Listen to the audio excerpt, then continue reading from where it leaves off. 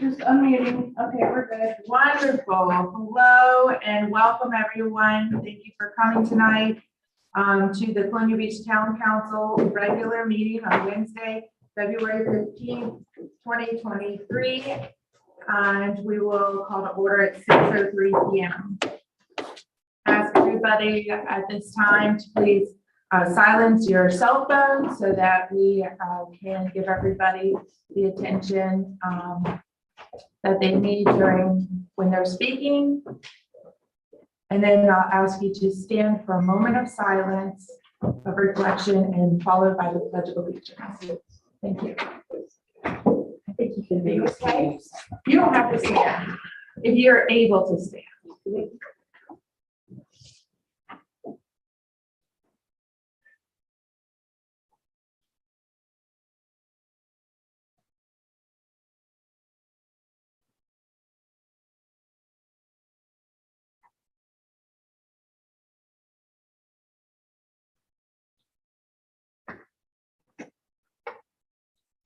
Allegiance to the flag of the United States of America and to the republic for which it stands, one nation, under God, indivisible, with liberty and justice for all.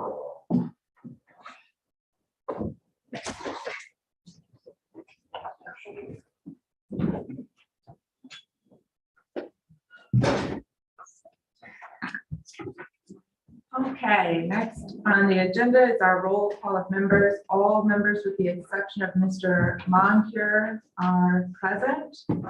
We hope Mr. Moncure feels better soon. Additions to the agenda. I do have a motion to add under new business, the solicitation of offers for Old Dump. I have a motion to add that. So moved. Second. Any further discussion on that? Okay, all in favor? And approval of the agenda as amended. Do I have a motion for that? So moved. The second? Second. All in favor? Aye. Any opposed? I'm sorry. Yeah. Yeah, we're just on agenda. All right, next up is consent agenda,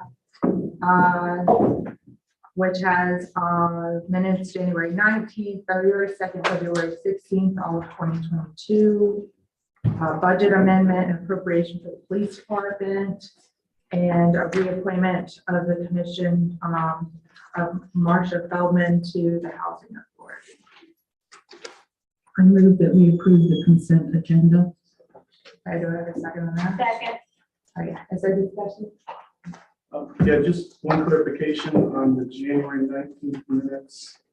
When the discussion of the town pier was underway, I had mentioned something about not putting a Band-Aid on the project and also the condition of the pilings. So I just like to add that to the minutes. Since it seems timely that we're now replacing $60,000 worth of pilings. Thank you. That's all I have. Heather, did you get that?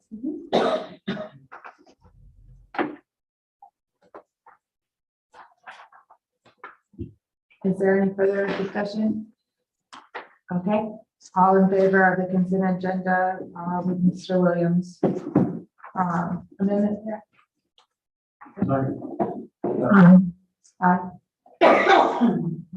Any opposed? Council member announcements.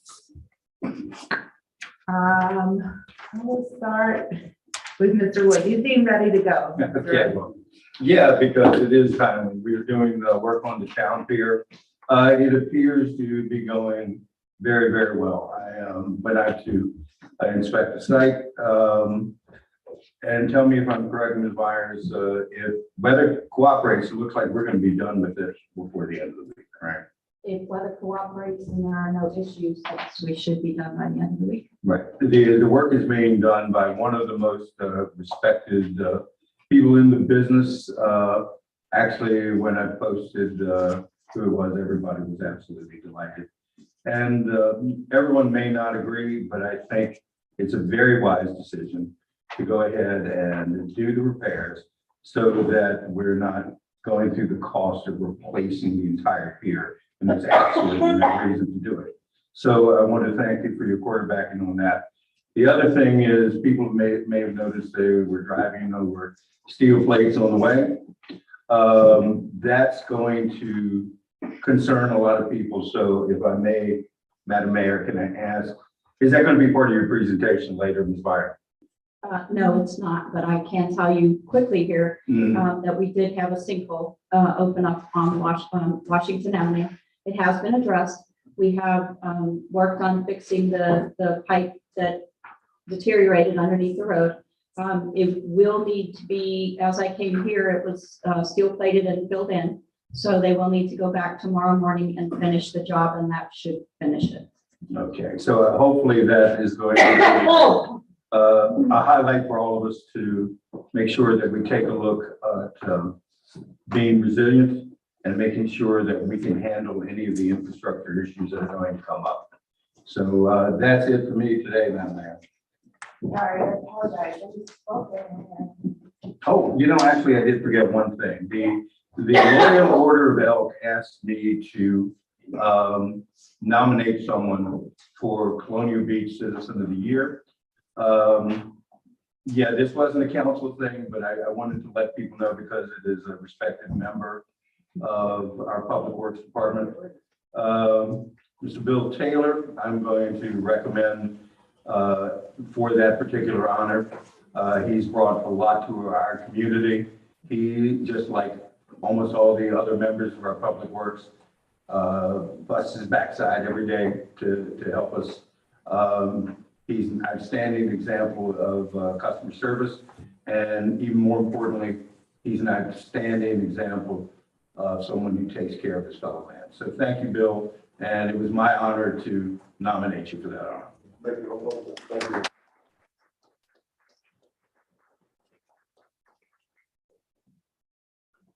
Thank you. Thank you.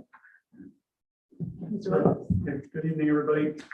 Just a few updates. The Economic Development Committee had their monthly meeting this Monday. They rescheduled it. It's normally on Tuesdays. And some of the items that they discussed, actually at the beginning of the meeting, the Public Works Director and Town Manager were on the call, Zoom call, just to answer some questions. They raised several concerns, from the business aspect of things, regarding the central drainage area and the start of the project. And they had several questions about when it was going to start, the area would be impacted, and actually even requested that towns possibly delay if they could through till December or until September. But Ms. Baird said that it probably wouldn't be a good idea depending on when work needs to be done. So we'll see when that actually happens. They also had a list of 17 questions that they had sent to the town manager and the Public Works Director regarding the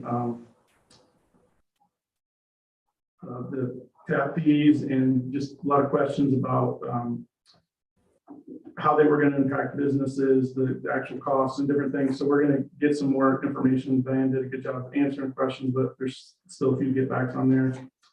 Let's see. They also they asked about the tap fees, or the trash and the tap fees together, and they were told that it probably wouldn't be voted on tonight because we had some more work to do on those. Let's see. They actually provided some parking feedback to the town, which I believe they actually took into consideration when the proposal for tonight. Kelly mentioned something about possible business coming that might be dealing with boat excursions, and a few other businesses she mentioned maybe come to town soon. Let's see, they mentioned the tourism.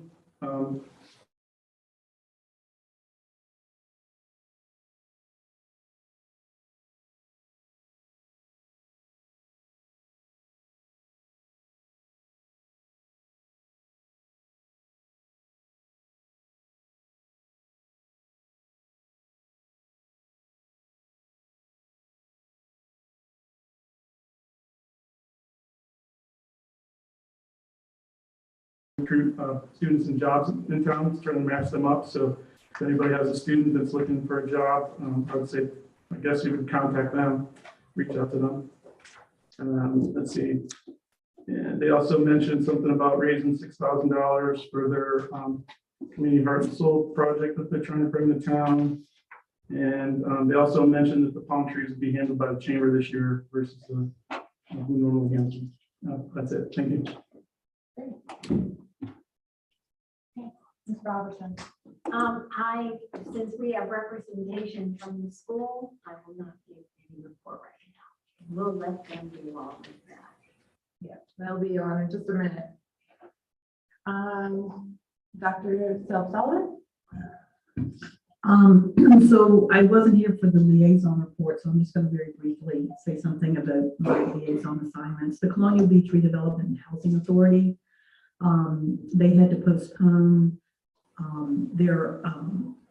their retreat date due to the illness of one of the consultants, but I believe they're meeting this coming Saturday, and our Mr. Dooley is going to attend that meeting. They are very focused on finding a way to help with affordable housing in town. And also they have a little bit of money for those that are eligible to help with repairs on their homes that are causing possible health and safety issues. And they have, for the first time in a couple of years, they were able to successfully do that. A lot of the people that need help didn't want people in their homes during COVID. So both the contractor and the homeowner were very satisfied with that. They are trying to find some ways to raise more funds for that home repair fund that they have. I don't believe, my understanding is that the zoning appeals board only meets if there is a request, and there hasn't been anything going on there. The Planning Commission does have a vacancy. The Planning Commission accepted Mr. Ailes' resignation due to a conflict with his work. And so that announcement has been posted. And so anybody that's interested in getting involved with town government, the Planning Commission is a good place to start. Encourage you to fill out that application to sit on the Planning Commission. They did appoint their committee, their Planning Commission committees. They have a public outreach committee, and Commissioners Thompson and Luna were appointed. And they have a policy committee, Chair Mack and Commissioner Knuckles were appointed. They also have funding to send 2 commissioners to training, Virginia Certified Planning Commissioners Program. And so they selected Mr. Mack and Mr. Knuckles for that. They deferred action on a couple of different items because they weren't quite ready. They did direct some minor revisions to the subdivision ordinance rewrite. They will be discussing that again. The Planning Commission will continue to discuss their work plan for the upcoming year. So they have a special meeting coming up on February 23rd at 4 p.m. That's been noticed, and possibly on March 2nd too, talking about their work session. And they invite citizens to please come and witness that and make comments during public comments. And that's it. Okay, thank you. And we're glad you're back. Thank you. Mr. Allison. So I have the Parks and Rec Advisory Commission. The only thing they want me to bring back was they were delighted with the amount of participation in the survey for the Parks and Rec plan. They wanted to thank everyone for doing that. I think the last count was like 270 something. I could be wrong on that, I'm sure. I think it was over 300. Yeah. Oh, well, you'll have better information than I have since the meeting then. So a lot of participation, which is great. We really appreciate that. As far as finance, town staff is working on the FY24 budget process, and I'm sure we'll see a whole lot more coming forth in the next couple months to solidify that. That's all I have. All right, I have a few announcements. First is that there is, I invited Mr. Michael Locker, who is a small business specific accountant that deals with tax credit programs and grants through the SBA to do a free workshop. So anybody who has a small business in town who has employees, the workshop is focused on the employee retention tax credits. As a small business owner, we get hounded with this like concept that we're all gonna get $26,000 per employee for blah, blah, blah. Anyway, it doesn't exactly work that way. But Michael has come and presented to downtown Colonial Beach before, to the chamber before, and has helped many businesses in town connect with enterprise funds and other grant opportunities and state programs. He only deals directly with small business stuff. He's not a tax accountant like you're doing your taxes, right? Just this kind of program. So anyway, he's going to be, originally the announcement was to be at Riverboat at noon on Monday, but I had to change venues at the last minute. So it's actually going to be at Hermanos Cantina at noon. It is free and anybody is welcome to come. If you have questions on the employee retention tax credit or any other business fund questions, Michael is a wealth of information. So that will be Hermanos Cantina at noon on Monday. I also attended a Women in Business luncheon on Friday at the Kobe Workspace, also highlighting the Riverview Inn with Ms. Vaughn, and it was wonderful to connect with so many women in entrepreneurship. I see this program growing. I see them, they want to open it up to more people, so I'm looking forward to women connecting and throughout the region, not just Colonial Beach, but also to King George and down to Warsaw. This is kind of a whole gateway connection route. And we had a good meeting with the school board administration on Friday. So thank you guys for always keeping me up to date. I did a CLC program last Tuesday after school with the kids, and they did mock elections. You'll be surprised to learn we have a female mayor. She's in 7th grade. And it was the 6th and 7th graders, and we have a pretty diverse council too. So the kids will be coming here to this room on March 7th, I believe, it's a Tuesday before the Parks and Rec meeting, to do their own mock meeting right here with all of us set up. And I think Mr. Bobby Duke, who works for the town, his son Brennan is our clerk. So Heather will get to work with Mr. Duke's, little Mr. Duke. And I'm very excited about that. That program has been going extremely well, and the kids are very engaged and ask fantastic questions. I have their posters, so next meeting, I think I'm going to bring them in. Maybe we can put up their little campaign posters they did. I also want to encourage people to sponsor palm trees to the chamber. As Ms. Williams mentioned, the chamber is running that program this year. And so if you have been a sponsor for a palm tree in the past, please contact the chamber to do so again. And lastly, I want to recognize Mr. William Curtis Coleman of our wastewater treatment plant on his official retirement. He has been employed with the town of Colonial Beach for over 27 years. If you have met or seen Curtis, he is the friendliest, warmest, just happy-go-lucky guy that works in a sewer treatment plant. I've never seen anybody quite so friendly that has to deal with some of the things that he has to deal with. So anyway, Curtis has been with us. He for over 27 years. I've recognized him last time for his 25 years of service. He's not here tonight, but I just thought it was important to still mention it publicly. We have a gift. His retirement party is coming up, so we want to thank him for that. All of his wonderful years of service.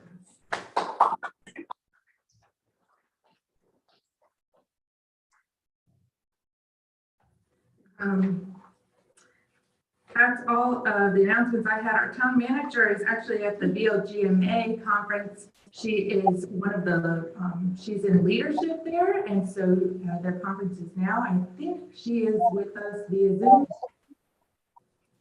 And she will be doing the town manager monthly report electronically. Good afternoon, Mayor, Town Council. Can you hear me? Shouldn't say that too early, huh? Maybe it won't work and then. Good afternoon. Can you hear me?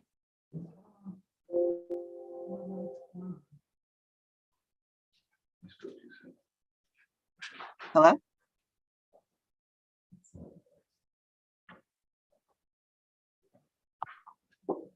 I'm gonna tell a story about Curtis Longley. So the first time I met Curtis, actually, he probably had been at a council meeting before when I was sitting on the other side of him. But I went down to Public Works when I first joined council, when I first got elected as a council member.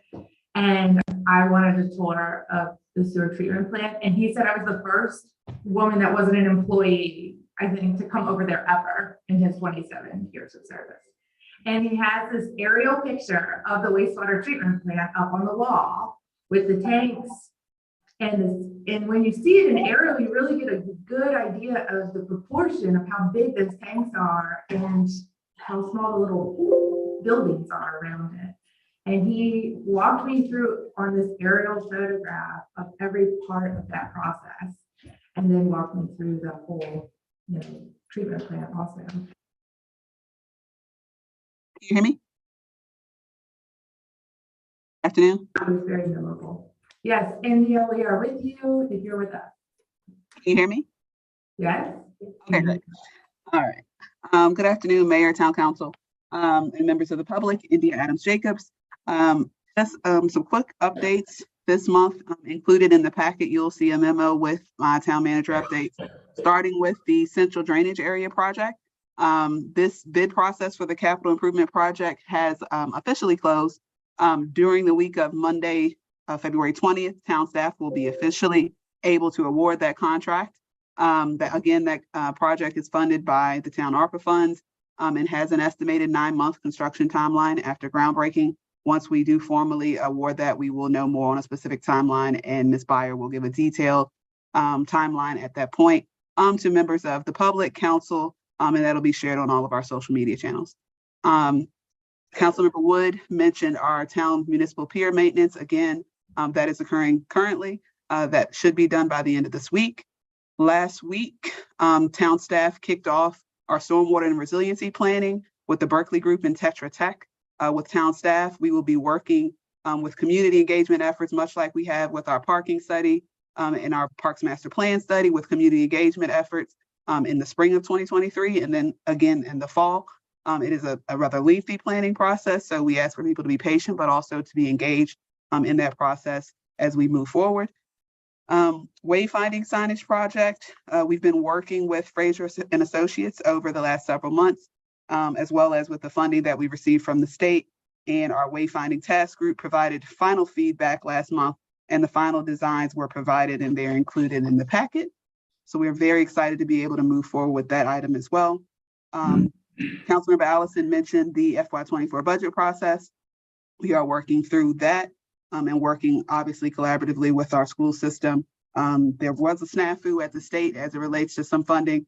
Perhaps our superintendent will mention that, but we'll be working through that with the school board as well as our local government process in the coming months as well. Dr. Self-Sullivan mentioned our strategic planning workshop with the Planning Commission, and Mr. Dooley will be working forward with the next phases of that to deliver a work plan that will be back before council. They will be hopefully adopting their work plan for the next 2 years in March. Again, our strategic action work plan is on our site and the link is there. So any items that you wish to take a look at can be found at that link. And our HR staff and myself attended Virginia Tech's inaugural local government career fair last week and gained interest from a couple of students related to internship opportunities with the town, specifically in the areas of planning. So we'll be following up there as we make our internship program a little bit more robust this year and prepare to launch that in the spring. Also in your packet, you will see our 2022 annual report, which I'm very proud of, has a lot of information from all the things that our great staff have accomplished in all of 2022. I won't belabor that point. In our March meeting, I'll highlight some areas, but for now, you all are happy to take a look at that, of everything that we've accomplished in 2022. There is a response to a question from the previous council meeting that Mr. Dooley has drafted related to a question regarding our PUD. So at this point, I would turn it over to him to give feedback on that question. And that will conclude my report. Thank you, Ms. Jacobs. So the town was asked a question with regard to the ability of the town to deny applications relating to discretionary applications such as proposals for planned unit development zoning. There was some misunderstanding or confusion as far as what authority the town has and what assurances that the town can give that the town has the ability to deny such applications or discretionary applications. So that's sort of the background. Fundamentally, the town does have a tremendous amount of discretion to approve or deny any discretionary applications, such as a planned unit development request. A discretionary application is one that requires whether the planning commission or the town council or even the zoning administrator to review an application based on the criteria that's in the zoning code and the comprehensive plan. A discretionary application can be denied if the project is inconsistent with the requirements of the zoning code and or the comprehensive plan. However, findings have to be made to provide justification for that denial. And that's really important because it forms the basis in which the decision is made. Without having findings of fact, the town's decision or the approval authority's decision may be considered arbitrary and subject to potential litigation request by an aggrieved party. And so we look at the entire public record that is a combination of an application, application submittal such as maps, documents, reports, or whatever, as well as all public testimony that's been given during public meetings to make an informed decision about whether or not project is consistent with the comprehensive plan and zoning. Now, conditions of approval are sometimes added to discretionary application by the town's approval authority, the council or planning commission. And the conditions of approval can be used as a way to mitigate adverse impacts of a project, since a discretionary application, to a level of what's considered less than significant, so that the project is consistent with the intent of the comprehensive plan.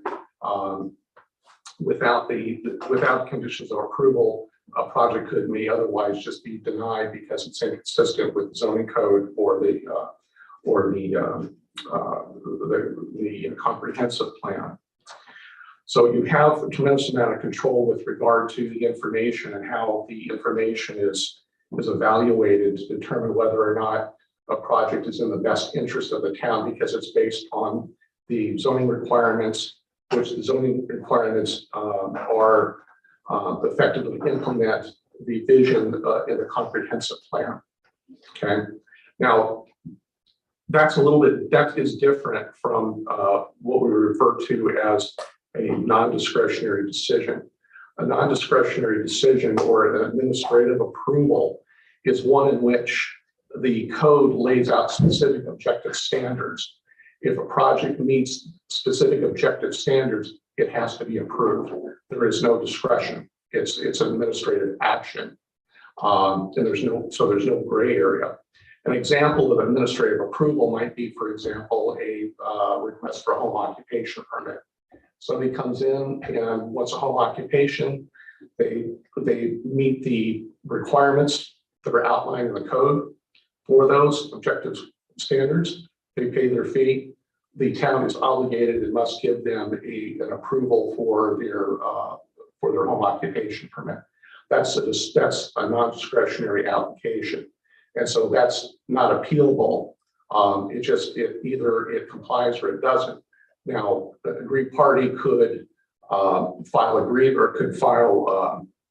an appeal with the court for relief, but that's generally not an issue because they're discretionary applications, or not discretionary applications, administrative action. So with that understanding, there's two different types of applications: administrative approvals and discretionary non-administrative approvals. So given the discretion that the town has to evaluate a project, such as a proposal for a plan unit development, the town staff is going to make recommendations based on the findings, fact that it makes, to recommend to the council how it might take action to approve or deny an application, either with or without conditions of approval.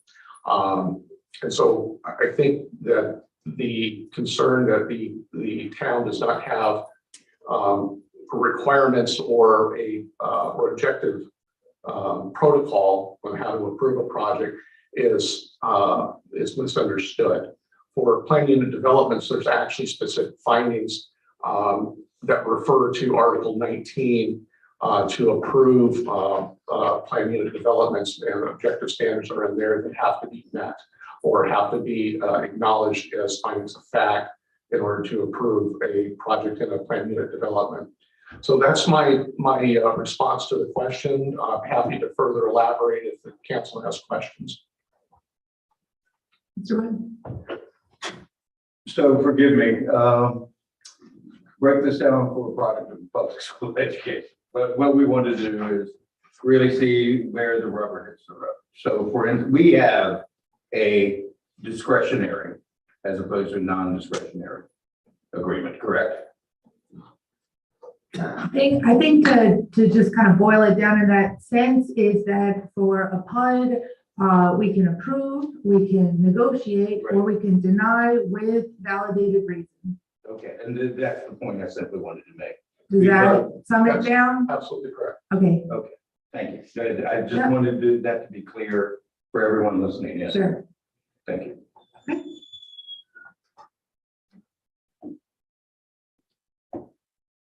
Yes, Mr. Williams.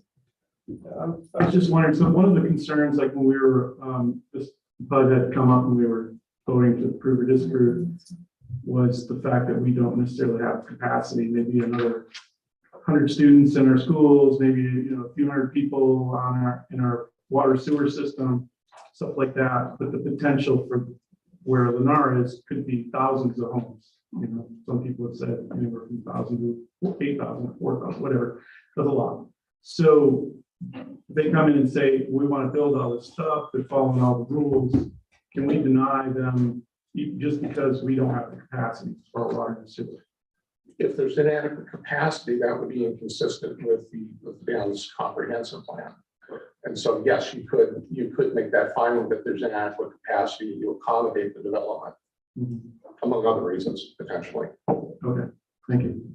You could also negotiate with the developer in order to gain capacity in those things at the developer's cost. For rezoning, if it's a rezoning, the developer could offer proffers to mitigate impacts. Of course, under Commonwealth law, you cannot request the proffer.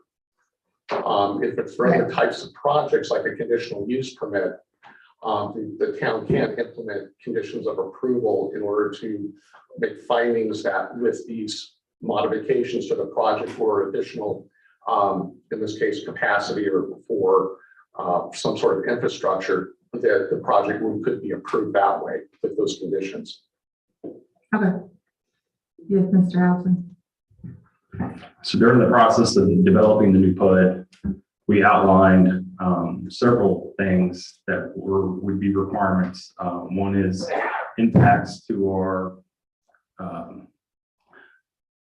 utilities, roads, school systems, and those would have to be provided by the developer. So that's one of the main reasons why we added that additional work into our PUD, is to ensure the town is secured and make sure that we have all those redundancies in that plan, so that we are, because previously to that, the old PUD, none of that was required. So that was why we updated it. Well, that makes complete sense. Yes, Mr. Williams. Yeah, I do. I actually have a question about the impact studies. I don't know if it's true or not. I'm sure, Mr. Dooley, you've read these much more brief than I am. I think we have maybe where we may require impact studies, but I'm not sure that we require the developer to pay for those. Do you know if that's correct or not? Councilmember, I don't know the answer to that question. Okay. I can I was just certainly- curious if we have the requirement, but we don't have the enforcement that say you have to pay for them. Then I was They have to- curious how that They would have to work. provide them, and in order to provide them, they have to pay for them. We don't pay for them.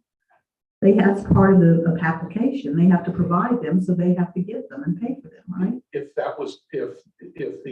project would normally come with adequate infrastructure, if it wasn't, that would be a reason to deny the application unless the applicant proffered it. So let's see if we can just put this to bed, because this keeps cropping up every 6 months. Mr. Allison, during the approval of the PUD, it was part of the PUD that the impact studies had to be done by the developer, correct? The PUD says that in order to be an approved application, they must provide Right. these type of studies. And it didn't say you must provide X, Y, and Z. It gave a list of types of things. At which time, when they submit those applications, if it's not to the, if they're gonna build 5,000 homes, obviously that's gonna impact everything, right? So the town then says you must have these studies to make sure that we can function as a government, right? Or a town or whatever. That's the approval process the application has to go through, then goes through the planning commission, then goes through us and goes through the whole process. So the answer to the question is yes, they must have these things to get through the application process to get approved. Thank you. I believe also it says that we can ask for more. There's like a sentence in there that is a catch-all that says, Correct. if you The didn't, last one does say if we any other didn't, studies. if we forgot to add it to the list, we can also ask for it. Yeah, I want to propose us going on a field trip soon, though. Maybe we can, anyway, organize that, because I was talking to the mayor of, and the mayor and their Main Street organizer, who are married to each other, go figure, wife and husband, of Cape Charles, and they have a PUD that was approved and is under construction right now in Cape Charles, and it's like 3,000 homes. It's pretty big. So anyway, maybe sometime we can go on a field trip and get some education about what their challenges and what the, how it's going, and see some of that. It was an interesting conversation I had with them. That was, It's next to the Cuban bus. you can sit next to the camera and aggravate each other. Is there more discussion on this topic from? Seeing none, okay. Don't worry, if we get on a bus and go to Cape Charles, it's a public meeting. You're welcome to come to Cape Charles. You're all welcome. And then there's the food like football there. I haven't been. All right, I think I'm gonna keep moving forward. I don't have any referral to the planning commission at this time. I think they've got a pretty big work order ahead of them, working on a work plan right now. I just wanted to commend our Mr. Dooley for the approach that he's taking to ensure that communications flow well between the planning commission and the town council, and that he is outlining a process for ensuring that the planning commission stay on track and that they communicate with us and we get back to them, which I know in previous administrations, not so much with this administration, things seem to fall through the crack and no action was ever taken. But he's got a good plan. He's on top of it, and I really appreciate that. All right, we're gonna hold you to it, Mr. Dooley. Love to. All right. All right, moving forward then, I have a proclamation for the 131st year of the town, anniversary of the town. Whereas the town of Cluny Beach was incorporated on February 25th, 1892 by the General Assembly of Virginia, and whereas the upcoming date of Saturday, February 25th, 2023 will commemorate the 129th anniversary of the town's, oh, it's 131. 131st year anniversary of the town's incorporation. And whereas our first Madam Mayor and the Town of Columbia Beach Town Council hereby make a public proclamation expressing their pride, commitment, and dedication to our town and our founding principles in remembering this very notable date in our history. Therefore be it resolved, the Madam Mayor and Town Council, town staff, and all citizens and visitors of the town of Columbia Beach reflect and acknowledge with pride the historical importance of February 25th as the date commemorating and celebrating the incorporation of our town. Happy birthday.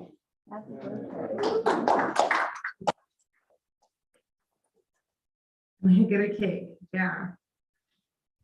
All right, next up. Yeah. Oh, I'm sorry, there weren't any, and Karen acknowledged Mr. Blue's hard work lately, I think. Yeah.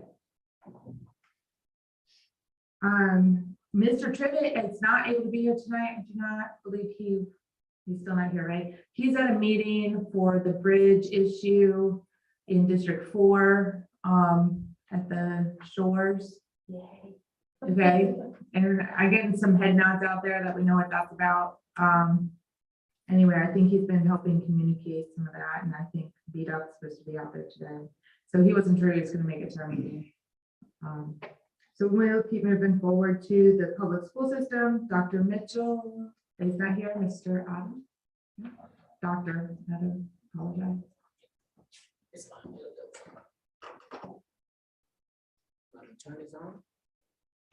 the green light's on, it's working. Okay. Or red, green or red. Red it is. There you go. Good evening, Madam Mayor, council members. It is my pleasure to be here this evening. And of course, my name is Felix Addo, stepping in for Superintendent Dr. Mitchell in his absence. And I'll try my best to give you all the good stuff from the school system. First, I'd like to, it's School Board Appreciation Month. As we celebrated school board last week at their meeting, I'd like to give them a big shout out because we do, as a school system, students, parents, teachers, and the staff, we do thank them for their service to our students and our staff. And we hold a great deal of gratitude for what they do.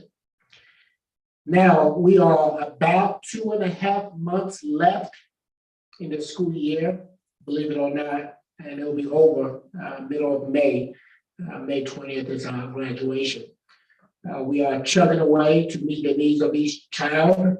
We're excited that our kids are performing at high levels, academically, socially, and emotionally. And as we move forward in our school board meeting last week, the school year 2023-2024 calendar was approved. We want to put this out to the community so they're aware of our calendar. The start and end dates have changed from this year. Next school year, we will start, first day for students will be on August 14th. If you remember, this past year was the week before. And the ending day will be on May 17th. There's not much of a huge difference, but that is in conjunction with our counterparts in our Region 3 area, as they have coordinated to create a calendar to follow, to meet the needs of our kids. Another item of discussion was the budget, and I think that came up a little earlier today. Last Friday, we were waiting on the budget calculation from the BDOE. And as of last night, yesterday, we have not received it yet. From what was communicated with Dr. Mitchell is that it will be in his hands by the end of this week. So it's delayed. Therefore, our budget process is delayed a little bit, so we know exactly the calculations that is being issued to us in moving forward. Now, please know that CBPS sent out a budget survey to all parents and staff. The survey was open for 3 weeks. We received 42 responses, And the top 3 budget priorities were programs that we need for our students, the staff compensation, and professional development. Just to keep in mind that those priorities are taken into serious consideration when creating the budget for the district. And these priorities really provide valuable information for us. So in moving forward, as soon as we receive the budget calculation tool, we will resume with the new budget for 2023-2024. We'll keep you, the mayor and the town manager, posted on that. Next, we have a few projects that have been completed, and we have a few that are coming up in the next few months. I just want to share a little bit with you so you're aware of what's going on with the public school. The high school weight room was just completed, and it looks marvelous, great. I wish I had some pictures to show you. Our students are highly excited about it. They can't wait to get in there and get buffed up and beefed up for sports or whatever else they wish to do. Also, as you know, we put out information about the evolved weapons detection system that has been installed. It's up and it's running, and it's a wonderful tool to have. It has expedited the process that for kids to enter the building, as opposed to checking every backpack. Now they can walk through and we can get alert specifically in the person's body where there may be a weapon. So it helps us a lot to identify issues in that regards and address it immediately. Now the upcoming projects, hopefully in the next few months, we have the high school football bleachers and press box. Now we're working on that to replace that. Hopefully we'll get that done before the football season. In addition to that, we have a football concession stand renovation that will happen also, hopefully before the football season. For most of you guys that have been over there, and even, for example, to use the restrooms, it needs some renovation. It needs an upgrade. So we're doing that. In addition to that, we're going to commence on painting of the high school exterior to match the elementary school.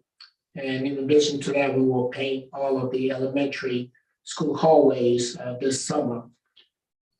One thing before I forget, also replacement of the gutters of the high school that are seriously in need of replacement. If you've been around, you'll see that it's really not working the way it's supposed to be working. So we're going to replace that. Now, I don't have much more to share. The last thing I want to share with you is that spring sports starts next week, Tuesday. Next week, Tuesday. And we're ready to rock and roll with softball and baseball. So put on your calendar, look forward to a schedule coming out and come out and support our teams during spring season. That is the conclusion of my presentation. I'm available to answer any questions you may have. Thank you, Dr. Adams. Any questions? No? Thank you. Thank you. All right. Heather, is anybody signed up for public comment? Yes, we have 3. All right. The first one is Nigel Wall. Mr. Law, state your name and address for the record. You have 5 minutes. Thank you. So my name is Nigel Long. I live at 115 Lynn Haven Court. I did speak about, and I'm going to speak about the trash proposals, although I know you're not voting on them today. I did speak last time about some concerns we had as a homeowners association for townhouses, but this is not to do with that. This is my financial concerns, perhaps, about what's being suggested. After the meeting, I had an opportunity to look online at the proposal from Public Works. And the thing that concerned me a little bit was the statement that trash collection is provided free for town residents. Well, it's free because we as town residents pay for trash collection out of our taxes. So that led me to think about how the numbers break down on this.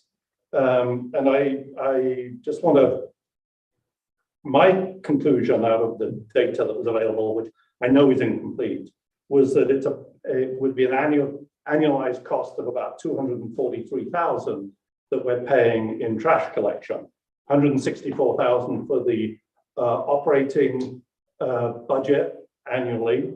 If you annualize a trash truck every 5 years, that would be 54,000. And if you took this new proposed cost of toters over 7 years, I think we talked about that as a replacement cycle, that will be 25,000. So we come with a number of 243,000. Now, I know that ignores the cost of maintenance, but it also doesn't allow on the other side of the equation for the fact that we need a trash truck for collection along the shore. So I think there's some, that can obviously be refined by your experts.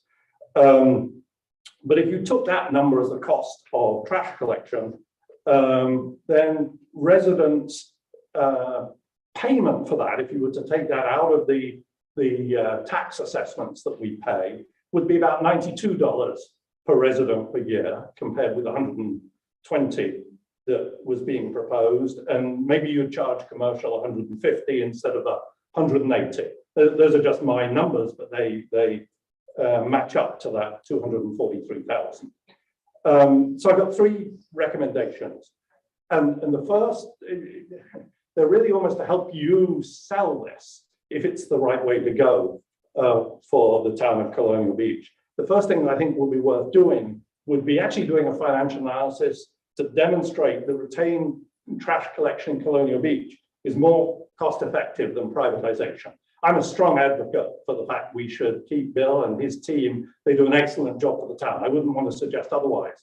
But if you take my $92 a year, which based on the numbers you gave would be $7.66 per month as a cost for trash collection, then that's clearly much less than any private service could provide. But I think it would be worth demonstrating to my fellow residents that that's the case.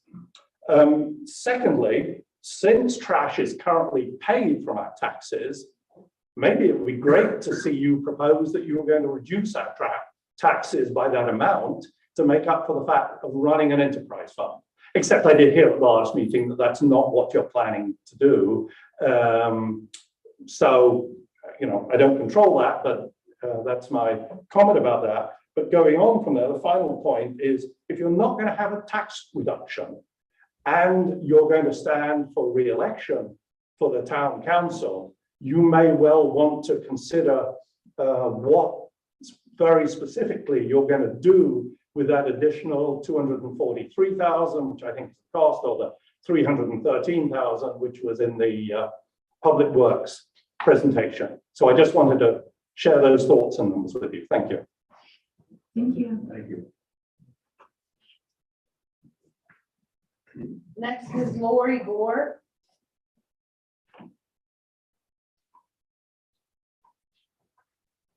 Good evening, Madam Mayor and members of Town Council. Thank you very much. I'm Lori Gore, 134 4th Street in Colonial Beach. And the very first, I've been here a little over a year, and the very first meeting that I attended when I came to town was Main Street USA meeting. I never really heard of it before, but it was very exciting to me about the vision that was coming for Hawthorne Street in particular. And I saw that come to life on Saturday. There was an author at Riverview Inn. There was a pop-up beauty emporium at Kobe Workspaces. There were people being sent down to Hawthorne Mercantile and to Beach Paws, and there were just people meandering down the street. I'm concerned about the parking for Hawthorne Street and how it affects the businesses. And I just ask that the businesses are taken into consideration for the final decision. I wish I could come with a solution. I owned a plumbing and heating company with 67 employees, and I told everyone that when I hired them, come to me. I love to hear problems, but come to me with a solution. So I hate to break my own rule, and I don't know it, but I just ask that the excitement of Saturday take into consideration the businesses that are trying to grow and prosper on Hawthorne Street with any decisions. Thank you. Thank you. Next is Eric Nelson.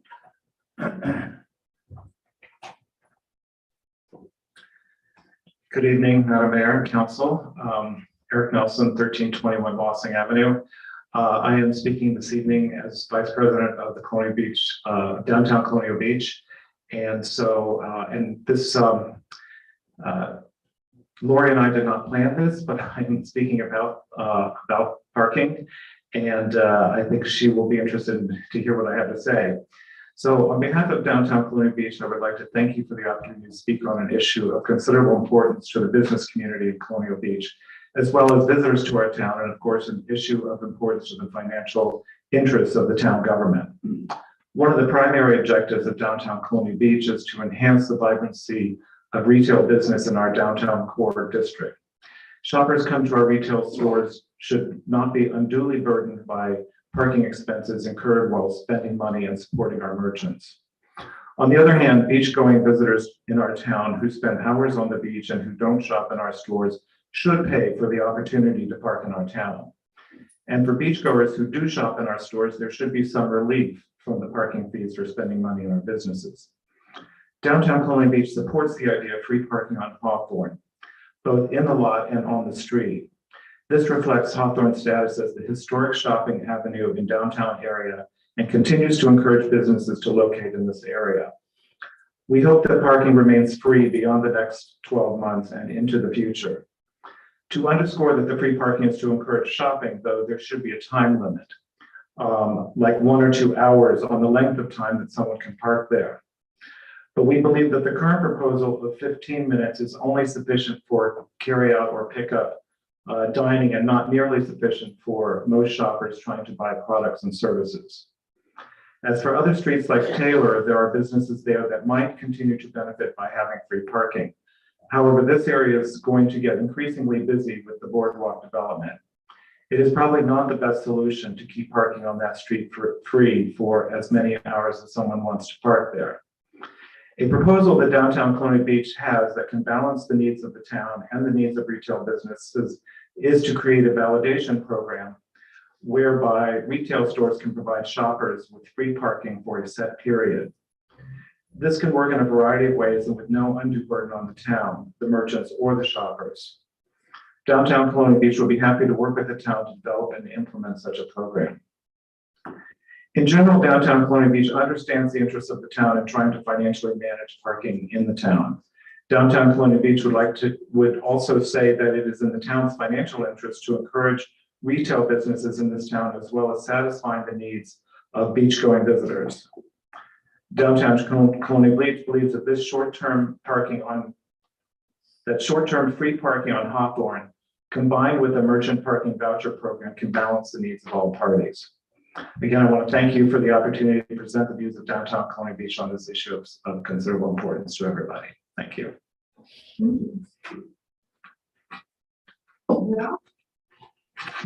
Anybody else like to come up and have a comment? Okay. Anybody? All right, moving forward, Miss Bayer, it's up to you. Is it Bayer or Bayer? Bayer, I'm sorry. Like Briar's ice Okay, cream. okay. I've allergic ice cream. I know.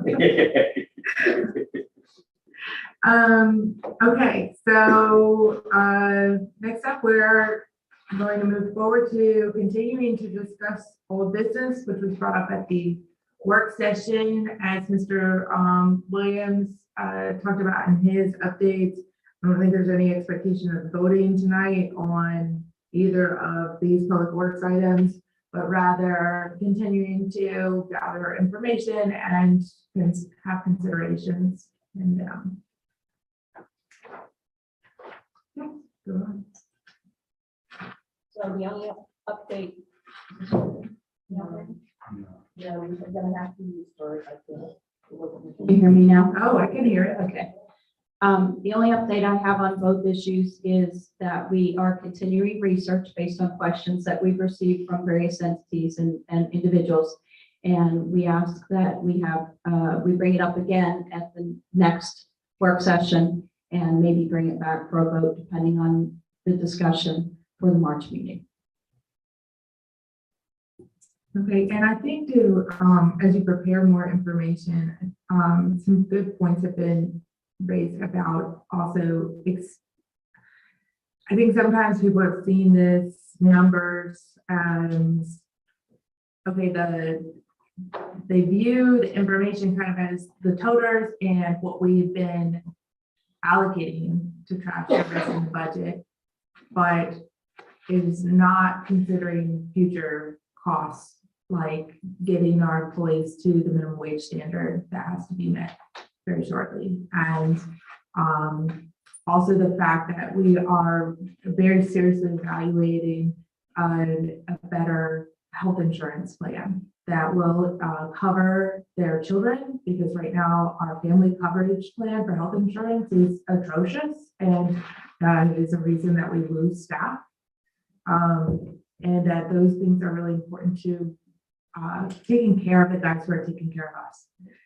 Those numbers really haven't been presented as a part of that, even though I know that's been a part of the vision that we have talked about as we move forward and, you know, for the future, and some of which we have to address, period, like the minimum wage issue, but rather also just having them paid a cost of living wage that actually, you know, they can afford to live here. And maybe adding some additional information to that would be important. I also, not the first person, and I'm sure I think Dr. Sullivan probably will jump on this too, maybe other council members as well.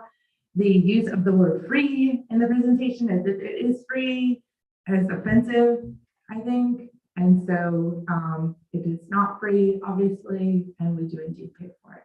I think I was trying to make a point before that we don't necessarily know which monies it comes from, but it's still a service that the town as a whole entity is paying for. Once monies go in general fund, that's in personal property tax, real estate tax, but it's also the things like the parking meters and other things. It's all been in one general lump sum, and we're not necessarily allocating a particular percentage of personal property tax or of a particular tax to it, but it's still not free, you know. Yeah, I just wanted to reiterate that it's not directly coming out of property taxes. It's coming out of the budget, and the budget has an income side and an expense side. And the income side includes real estate taxes, personal property taxes, business taxes. It includes parking income that we get. And I'm sure there are a lot of other line items that I can't remember what they all are. So it's not a direct relationship to the amount you pay for your real estate taxes, but it is not free. It's being paid for out of the income of the town. And that budget is set based on personal property taxes, business taxes, and real estate taxes as a component of that. So I do acknowledge that, but it's not directly related to your tax rate. Mm-hmm. Yes, Mr. Wood. Ms. Meyer, what I would ask that you do, because I think most of us here on council, our employees need to be compensated correctly. Right now, we've already lost somebody this week. You can get a $15 an hour job working inside at Walmart. That's who we're competing with. We're not competing with other water sewer. And having driven on the trash truck, having gone for a tour of the sewer plant, that's not fun work. Okay. In order to compete, to keep our people that we've had a long time, so that we're not constantly, one of the most expensive things you can do is constantly retrain people. Is that a fair statement, Ms. Meyer? So if you can, hopefully, in the numbers that we're presented with, that we'll have enough information so that we can take action and do either for or against. Okay, but the information that we need so that we can justify those raises that I think most of us agree that your people need. But also so that we can see the real costs of these things. So if you'd be kind enough when you work out those additional numbers, and everybody kept you busy for several weeks, okay, but And I we're have a almost there. single. We're almost there, so help us do it, okay? And I just want to add to, or maybe answer without being able to answer the question that was posed in public comment about promising some tax reduction for the free up of the transfer service to an enterprise fund, or to what purpose, right? And I think it's just poor planning to make that sort of promise ahead of the budget cycle, when last year our school system required local match went up $500,000.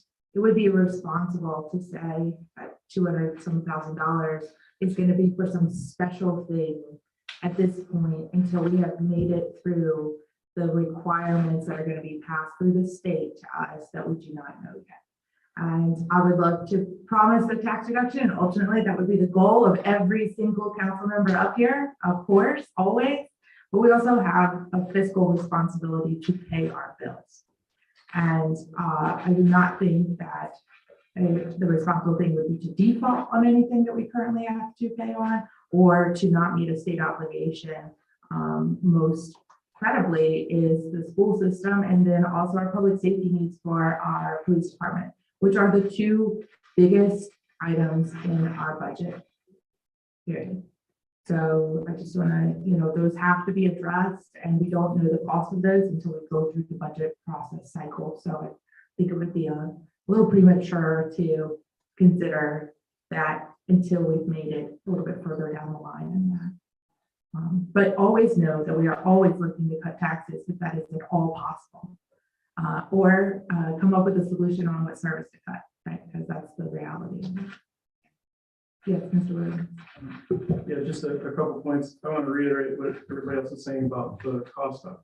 I think just in general, all of us kind of lesson learned here is people just want to see the facts. So like for future presentations, maybe this lesson learned is as much of the facts as we can, as far as like how much does it cost to hook up the tap, and try to, I know it's hard. You said the other meeting the other night with the Economic Development Committee, it's really hard to get an exact number, but a rough estimate would definitely help. I think us help sell it better to the public, so we know how much we're paying out and how much we need to raise. Also, just a point, I'm not sure if this is actually even an issue or not, but one of my constituents mentioned the fact that the tip fees, and I think you mentioned at the last meeting, will the county, if we turn this into an enterprise fund, will the county continue to let us have the not pay tipping fees, or is there potential that we may have to start paying, I guess you call it tipping fees, when you dump the trailer, trash at the Montrose dump? Once we start charging, they might say, well, wait, this is because it comes out of your tax dollars, but now that it's an enterprise fund, they may, just something to consider. Thank you. We have any reason to believe that will take place. I do not have any reason to believe that'll take place, and tipping fees were not taken into consideration when we made the recommendation on the fees.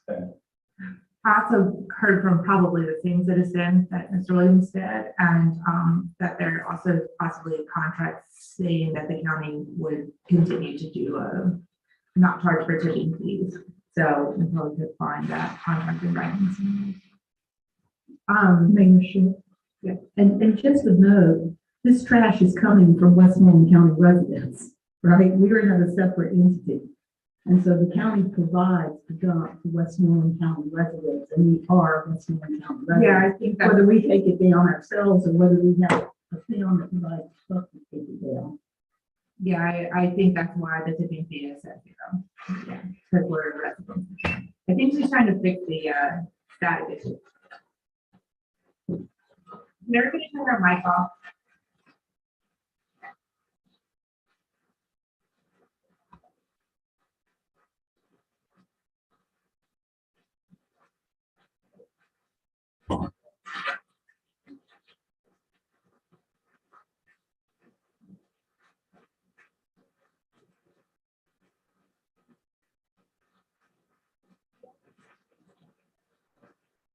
Don't bring me up the audience if you know.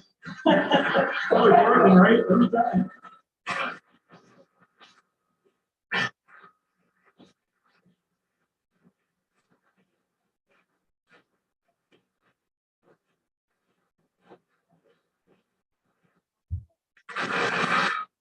Oh, Kenny.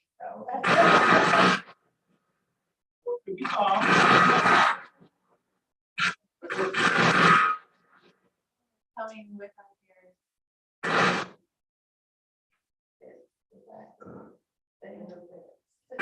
It's because the things are pinching.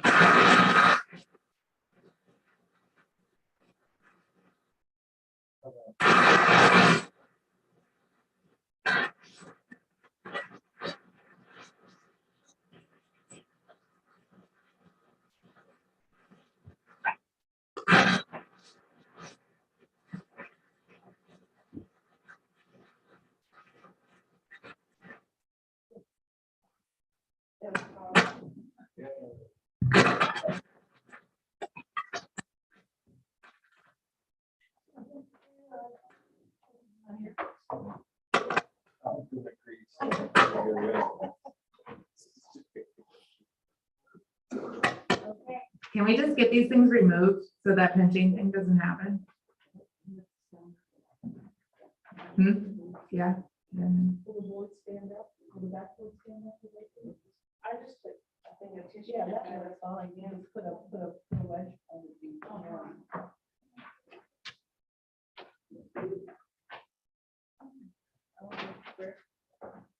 I don't know what he's doing. I think he's trying to plug in the one that is not the problem.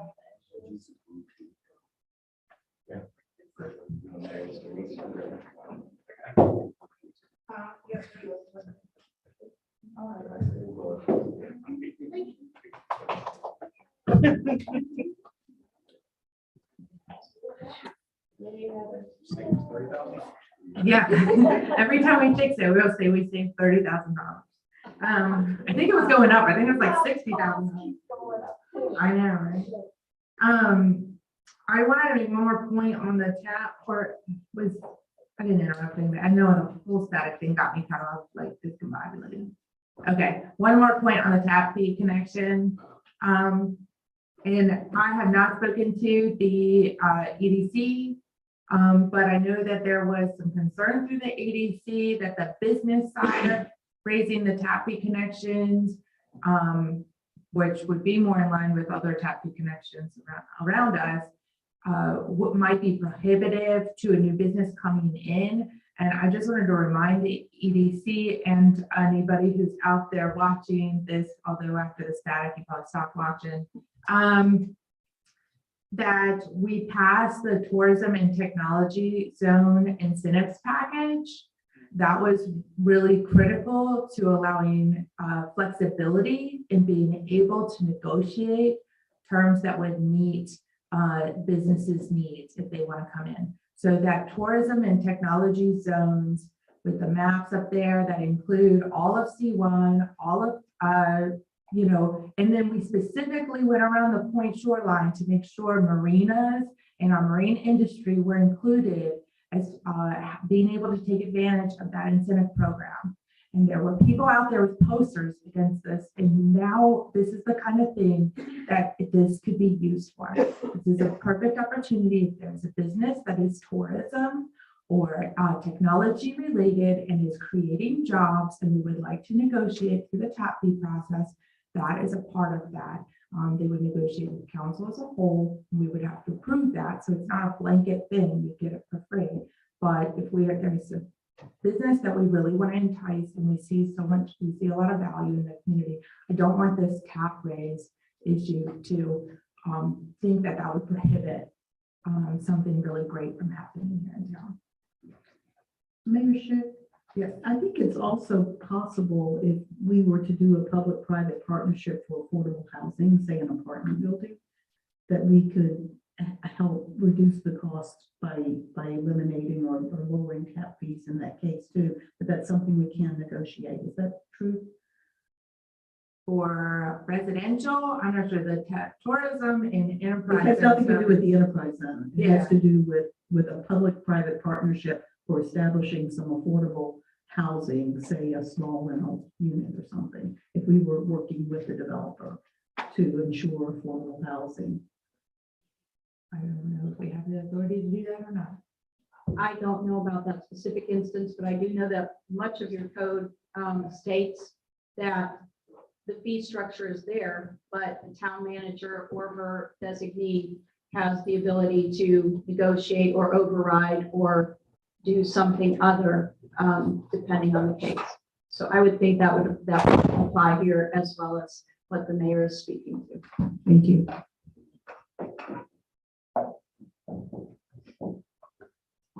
All right, so we'll see this at the next work session again. I think maybe we should hold a time for public comment at that work session, since I think there's been more questions and I want to make sure people's voices get heard during that process. And we haven't designated a public comment specifically to these issues yet. So Heather, for the next work session, make sure we put that on there. All right, next up is parking update. I'm going to assume town manager is back on board for this one. There she is. Good afternoon again. Heather, thank you so much. So I'll go ahead and jump into it. This is an update on our parking study and parking plan. In your packet, you have a memo which includes most of which I am presenting on today. Just a little recap, taking a look at our parking study last year. Again, we established the first parking study for our downtown. We hired Mead and Hunt to conduct this study. The study included community engagement, town hall meeting, as well as stakeholder meetings with the chamber, EDC, and downtown Colonial Beach. And then we had a survey of 303 respondents. Hold on one second.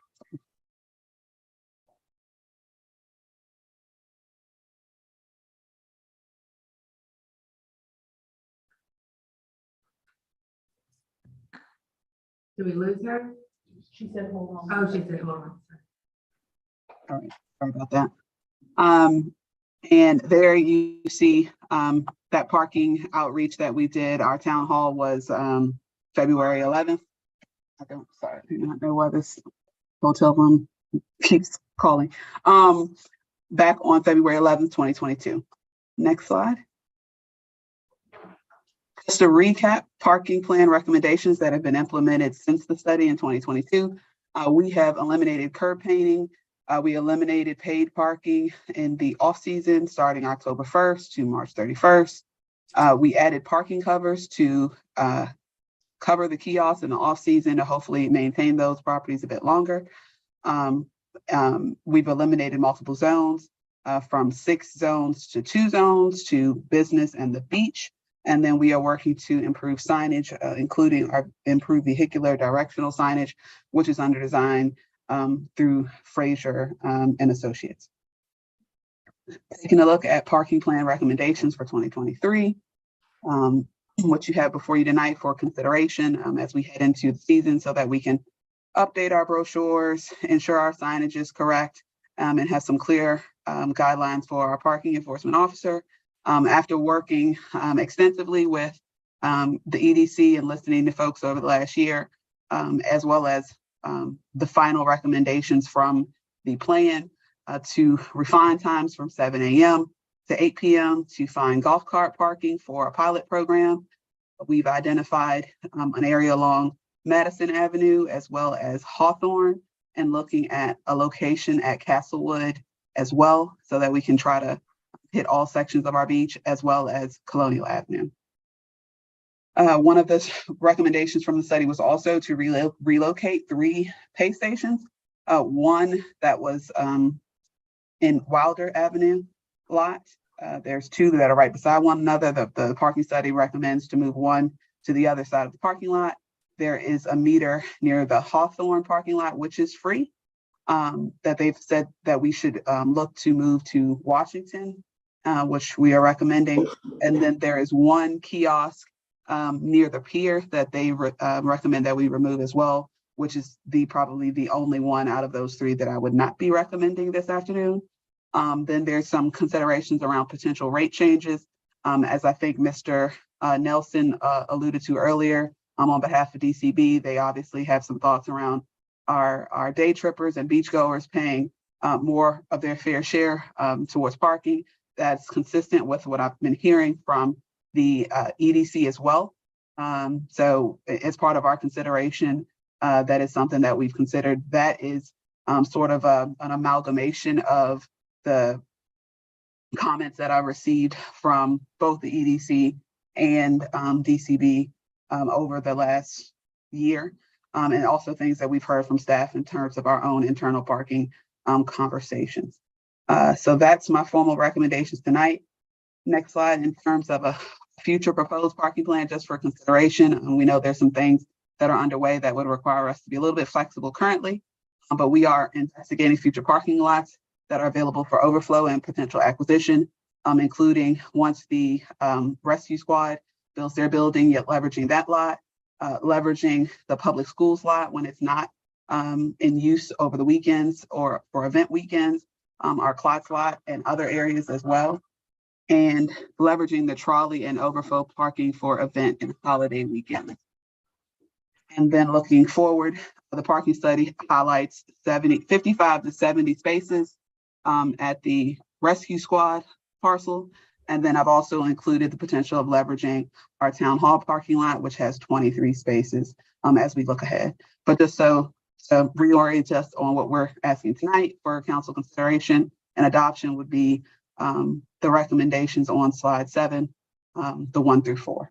So I'll entertain any questions that you may have.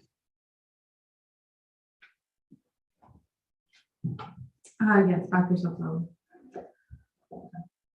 There's nothing in your recommendation about adding paid parking to Hawthorne and Hawthorne lot, correct? Correct. I think the memo inadvertently included Hawthorne, but in my formal recommendations here, we're not including that at this time. I'm crossing it off. All right, and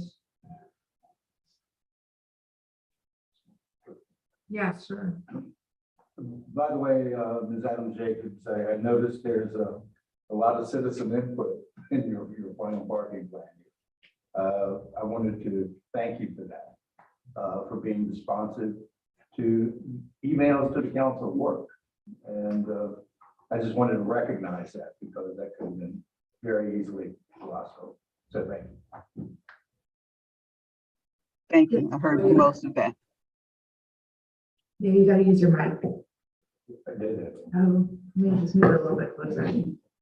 India, just for the benefit of the public, I know you and I have had a private conversation about this, but I know that the meet and hunt recommendations were actually different than what we have here.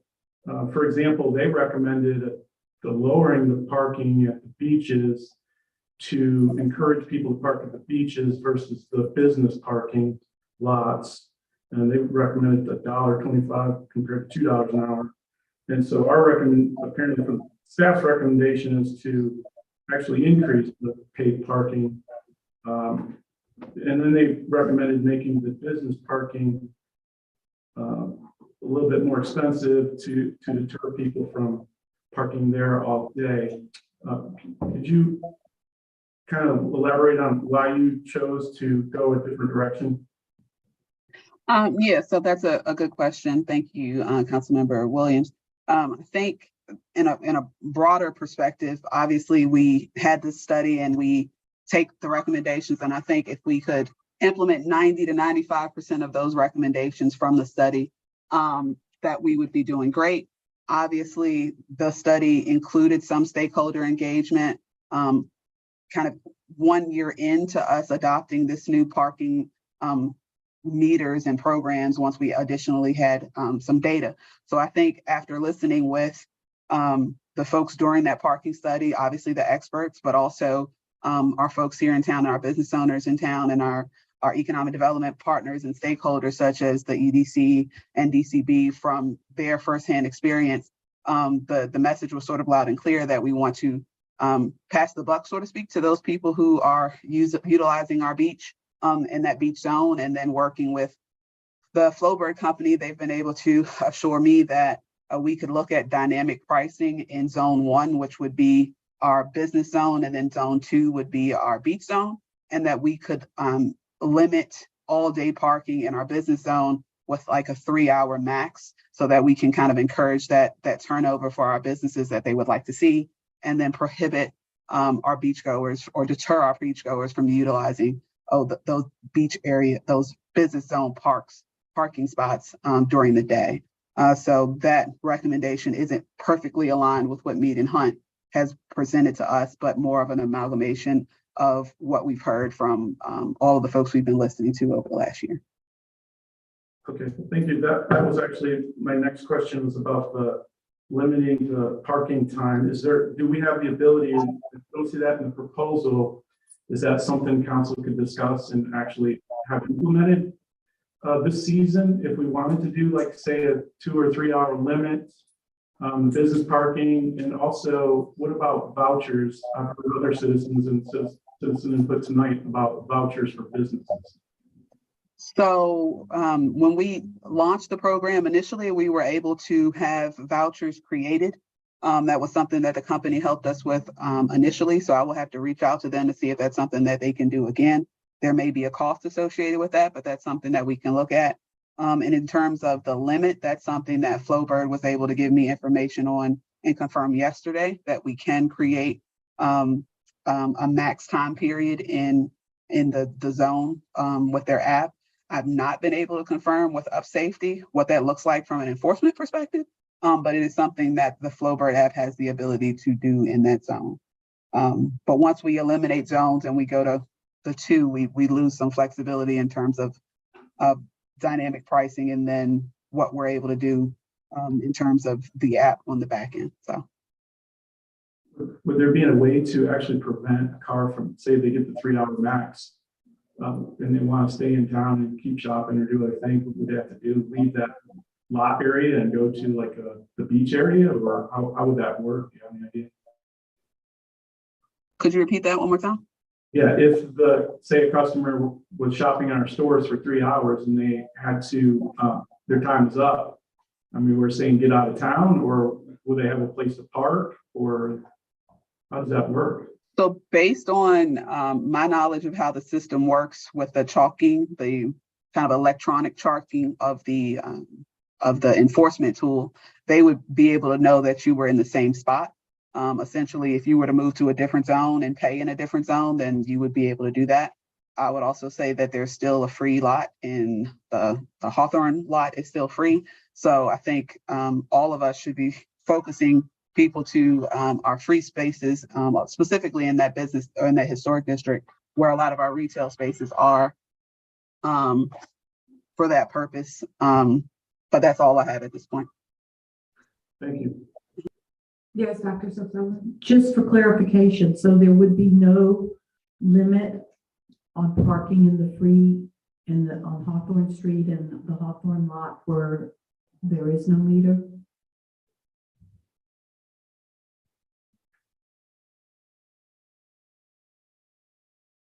It's currently 2 hour, correct?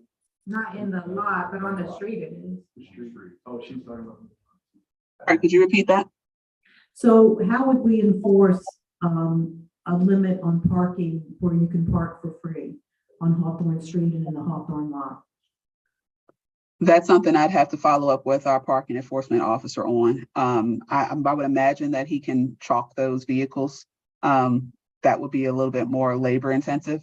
I think that kind of goes back to the conversation that we had before about the license plate reader. I know those systems are able to, with their technology, to do a little bit more to enforce that. And then you would be ticketing people, obviously, if they were non-compliant. But with the handheld system that we have currently, that would have to be based on the way that we currently do it. And so are we talking about 2 different time limits, a 2 hour limit on Hawthorne and a 3 hour limit in the paid parking? I don't know that the 2-hour limit on Hawthorne is currently enforced. to be I know, honest. I don't think it is. Okay. But if we do that, is there gonna be a difference? Will it be a 2-hour limit on Hawthorne and a 3-hour limit on Colonial? So depending on what council chooses to do, we could do 3 hours on Hawthorne and 3 hours in zone 1 if we wanted to be consistent. Or we could do a 2-hour max in Colonial or on Colonial and to be consistent with Hawthorne. That's really up to us. Before you get too far down that path, I'm not personally a proponent of the 3-hour max in the business zone. And other than that, I go along with all the other recommendations. But there are several people on Washington Avenue that I can think of more at the ends, not so much maybe in the middle, but that either have an employee that parks on the road because they don't have parking at their business, or is a resident that lives on Washington Avenue. Now, they would have the sticker, so they'd be able to park for free, but they're not gonna move their car every 3 hours because they live there. So it's actually people in the businesses that have asked for a limit. I don't know if they've considered the fact that that means their employees wouldn't be able to park there for longer than 3 hours. I think it's also businesses that are not engaged in this conversation at all that are gonna have this issue.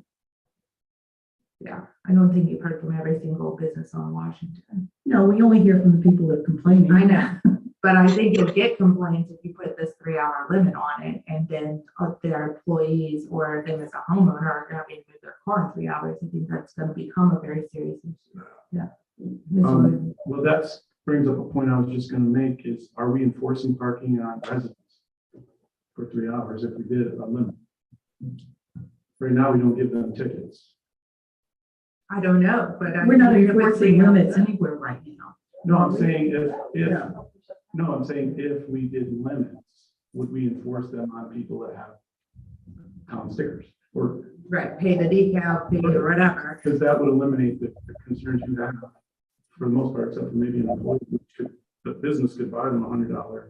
Well, and that's the second question I have. Can a business, it says business owners can buy $100 one. I want to make sure that that is open to a business registering any vehicle that they would like, because I think that if they had an employee that needs to park on the street, what are they going to do? Is their employee going to pay for parking to come to work every day?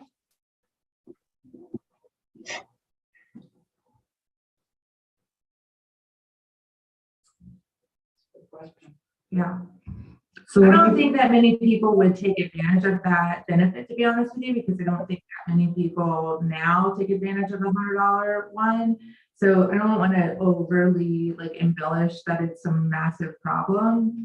But I think there could be 1 or 2 instances and that would then alleviate any concern. It would just be fairly easily handled. So am I hearing you correctly, as you would like to move forward with allowing the town manager to make these changes with the exception of the time limit? Correct. I would make that motion. Okay. Second. Okay. So now that's on the table for any further discussion. The recommendations as presented in the PowerPoint, not as put in our booklet, because that Hawthorne meter part is not in there. No metering on Hawthorne. I'll repeat it again. No I metering. do have one quick question in that, because you always try to have an elegant solution and you always have something that's an exception that's a problem. We do, if we approve this, reserve the right to not be stupid to fix the problem, right? Yeah. Yeah. I would say though, once the meters are reconfigured and the prices change, right, depending on the zone that they're in, then that becomes problematic to change more than once a year.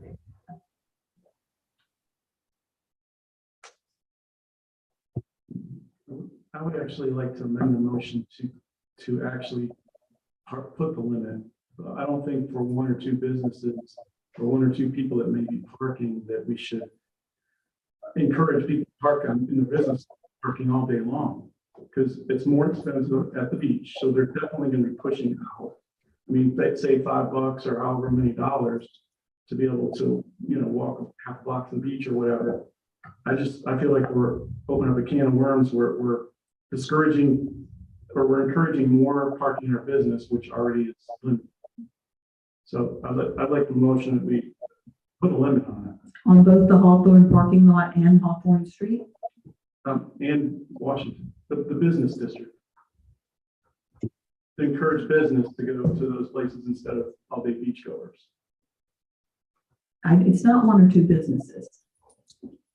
As that area is growing, Right. it's not one or two businesses, it's more than that. I'm talking about allowing people to park at the businesses, patrons of the businesses versus people staying from the beach all day. Right, but the point that Robin raised was that if there's an employee that works at Hawthorne Mercantile and they have been parking in that free parking lot as an employee, are they now going to have to move their car after 2 or 3 hours? I'd say we find a way to fix that. It can't be that hard. The fixing it was to just not have a 3-hour limit. But how do you fix the beach part of it, where everybody from the beach is gonna save $5 and park down all of our business spots? I don't know, I want to park next to the beach and not carry my stuff very far, and I'd pay $5 for it, to be honest with you. But I don't know, this is kind of one of those things that you test it until you have that validated. We've had beach parking and the free Hawthorne lot. For the last 5 years, you've had to pay at the beach and not pay at Hawthorne lot, and people still park at the beach. They do not fill up that lot very often. No. And they park at Wilder because it's convenient and they're gonna pay for it. So, I don't know, there's just I think we're adding a whole nother level of also enforcement issue related to it that could get complicated. And we could get a lot of complaints, only because I've received a lot of prior parking ticket complaints. What about vouchers? Are we considering those either? So I love the voucher idea, but I think it needs more investigation into it. Yeah, and right now, if there's free parking in Hawthorne and free parking on Hawthorne Street and on North Irving along there, then you don't need the voucher. Oh, that's a good point. I share David's concerns about the hours. However, that goes into, I think, the whole idea, if we've made a mistake, we reserve the right to fix a mistake. And I understand your point. It can be problematic to change. But yeah, I feel for the businesses there because people are taking their spots all day long. However, I wonder how large a problem that is. And we won't find out until winter season, really. So I would think that if we go ahead as proposed, and then as we said, we reserve the right to make changes. Does that make sense? So can we just highlight the changes we're making? We're changing the parking on the beachfront to $3 an hour or $25 a day. We're keeping the parking at $2 an hour or $20 a day in the business district. We're establishing that you don't have to pay overnight, right? We made that a time. Is that part of it, right?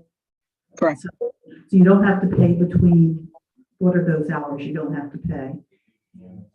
8 p.m. and 7 a.m. you don't have to pay. So therefore your residents can, park overnight if they live there. And what are the other changes? Our pilot program and relocation of existing pay stations. Yeah, so if that's the motion, and I think that's important because one of the things that has to happen, we have to get the parking brochures updated and printed. And that's not, once we do that, we're kind of stuck with it for the season. I'd also like to make just one comment on the changes. As we've been working on this at least over the last couple seasons since I've been here, as we're working on implementing new parking signage with state money this go around, just to be mindful that these signs and signage can get into the thousands of dollars because we have them all throughout our parking area. So any substantive changes from season to season, if we're kind of whiplashing back and forth, we'll be putting thousands of dollars worth of signage changes every year as well. So that's just something to think about. The parking signs don't say whether it's free or paid, though, do they? They just say parking. Not the ones we currently have, but the ones that we're working on making clearer at Councilmember Moncure's request, as well as some of the other signage that we're working on will have our parking rates, hours, if there is a max, but just our hours in general. So those will be things that, this is the directional signage, but there is additional Flowbird signage as well that will have that specific information on it. So there's two different signage kind of systems to think about.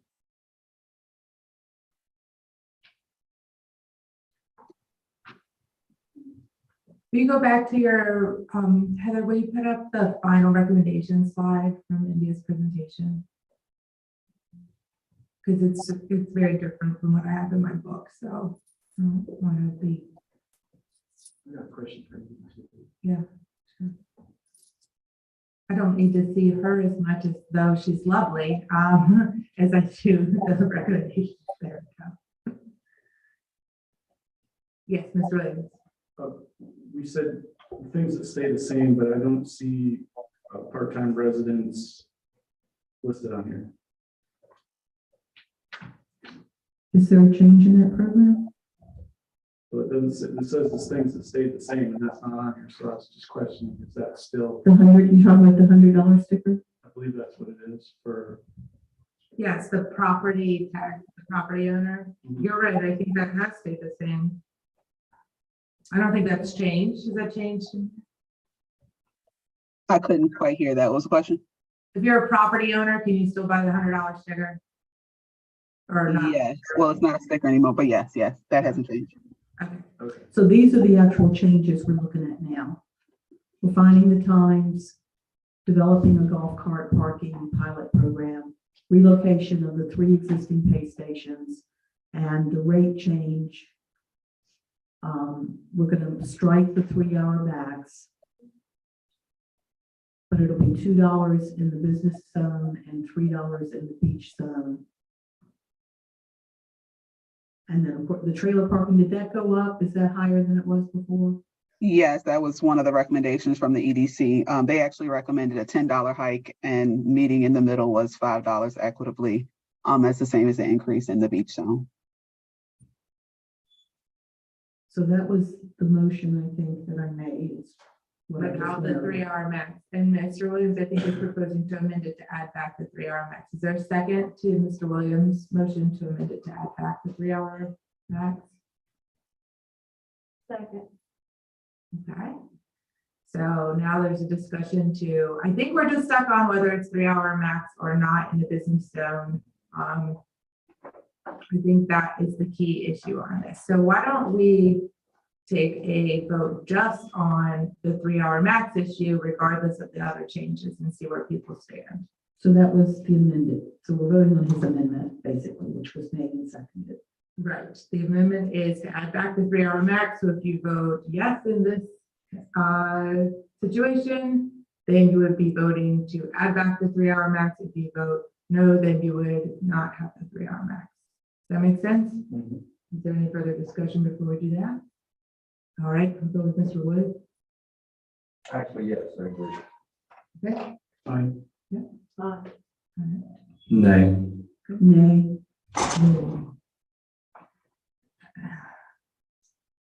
I'm gonna go with nay.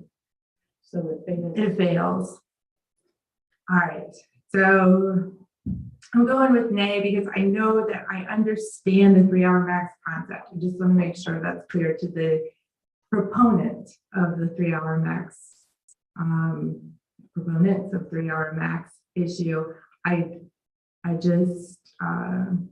think we're going to get more complaints about a 3-hour max issue from volunteers at the Episcopal Church that park there from the beginning of church all the way through service to lunch and after. I think we're going to have concerns from employees from Ashton's Daycare to this side of the library. I think there's just going to be a lot more other concerns. The church is in it. I mean, but the church didn't have the same. They still park on the same street. Yeah. They've been paying, if they didn't have the sticker, they've been paying to park there on that street. And they park in the In the lot. Well, they do until they reach that maximum. But if they're a town resident, I don't want them to have to raise their parking fee. So anyway, I just wanted to make sure it was, I wanted to make the point that I do understand that suggestion. The other point of that is enforcement. So providing extra, unless we provide extra people to our police department to facilitate that, that's going to be an ongoing thing between 8 and 7.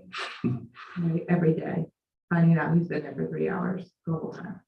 And parking is not a problem during the week, really. No, I agree. It's only on weekends. But I don't think it makes any sense to try to set a max just for the weekend because that just becomes too confusing. Well, we've already voted for it. Yeah. All right. Chief Deaver, did you have something you wanted to add to that? For the enforcement side, we have one part-time officer without an LPR. So you would manually have to check every vehicle in those spots to see if they've been there for 3 hours on foot. And that's separate from the beach parking in Water Lot or Castlewood. He has very long limbs, so he can walk very fast. Okay.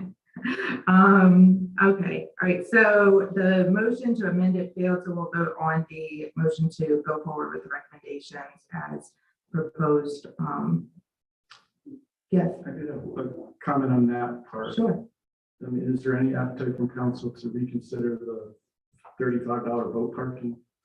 I thought we were trying to encourage people from out of town to come in, use our state-of-the-art boat launch and all that. It just seems like we keep checking that up. We're not going to get any people. It only went up $5. $35. That's, if say somebody comes for the weekend and they park there and then they dock their boats at one of our marinas, that's $70 for those 2 nights there, plus their docking fee, plus whatever. I don't know, I just think that's a little bit much, but that's just my opinion.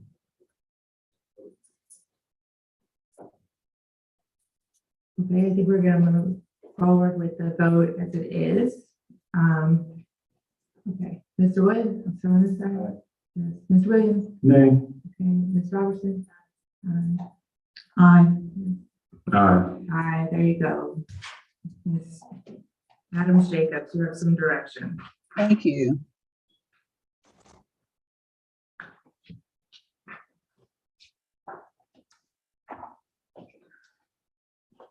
All right, next up is a public hearing, correct? Mr. Dooley? Ordinance 739, amendment to Article 12, signs of the town of Cluny Beach. You want to read us in? I know we talked about it at the work session. Just give us a brief synopsis and then we'll open the public comment section. Thank you, Madam Mayor. The zoning ordinance amendment 01-023 is a town initiative to amend Article 12 signage of the Colonial Beach zoning ordinance for the purpose of allowing temporary fluttering and rotating signs, or collectively known as fluttering signs, under Article 12 as a temporary use. Next slide. And these are some examples of fluttering and rotating signs that might be seen out there. The ones most common are the ones on the right-hand side of the screen. Next slide. The purpose of the temporary fluttering signs would be permitted in all zoning districts with a permit. Only minor text amendments have been added to Article 12 for reader clarity and internal consistency with the modification to allow temporary fluttering signs. The Planning Commission voted on January 26 to recommend the ordinance as before you. At the February 1st, 2023 council meeting, the council directed public hearing be set subject to one modification, and that was section 12-B, under prohibited signs, to ensure that that temporary that fluttering and rotating signs are not permanent signs, only for temporary basis. That was a oversight at when the planning commission made a recommendation to approve the ordinance. Fundamentally, the temporary signs are consistent with the section of the zoning code that permits other temporary signs. The temporary signs or temporary fluttering signs would allow for one sign per each business for up to 6 businesses and 25 linear feet of street frontage per sign. No fluttering signs could be erected for more than 30 consecutive days. Businesses shall not erect more than 6 signs or banners per year. Temporary fluttering signs may not be illuminated, and fluttering signs shall be set back at least 10 feet from any state route and 3 feet from other public rights of way. They may also not exceed 10 feet high. All fluttering signs must be maintained in good condition at all times. Next slide, please.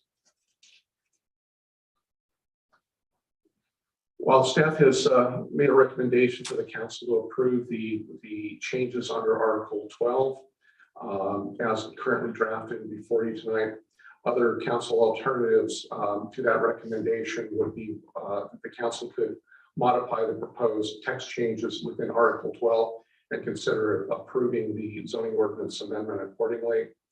The town council could remand the proposed revisions to the town sign ordinance on Article 12 back to the planning commission for further study, consideration, or change based on council feedback and public feedback at tonight's public hearing. Or the town council could deny the zoning ordinance amendment 01-2023 for the temporary signs and the related changes proposed. Next slide. With regard to fiscal impact, there could be a additional new revenue to the Colonial Beach General Fund through the issuance of additional temporary sign permits to allow for temporary fluttering signs, which are currently not prohibited in the town. And with that, I'm happy to answer any questions from the council or the public. Thank you. Yes, Ms. Wood. Refresh my memory, Mr. Dooley, did we get rid of what we referred to as the inflatable man from this sort of thing? No, sir. Just levels, or No, sir. we still have that? We still have that. Because it's a fluttering identification of a business advertisement. That's how I interpret the fluttering sign. Is there any way that we could amend that if we agreed without denying the whole thing? So can we amend it to? We could amend it with language that specifically describes that type of sign. I would have to think a little bit about how we would write that, but yes, it could be done.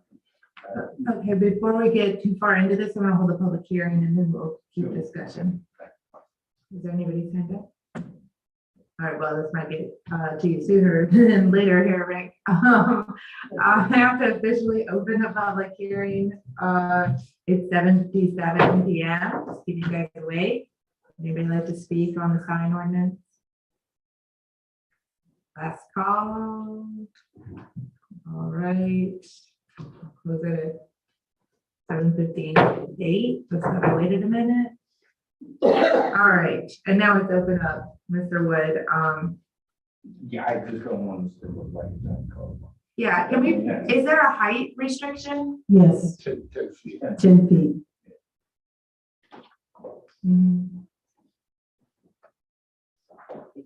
I mean, you have to get a permit, there are people are gonna pay you to put these up? Yes. You have to get a permit.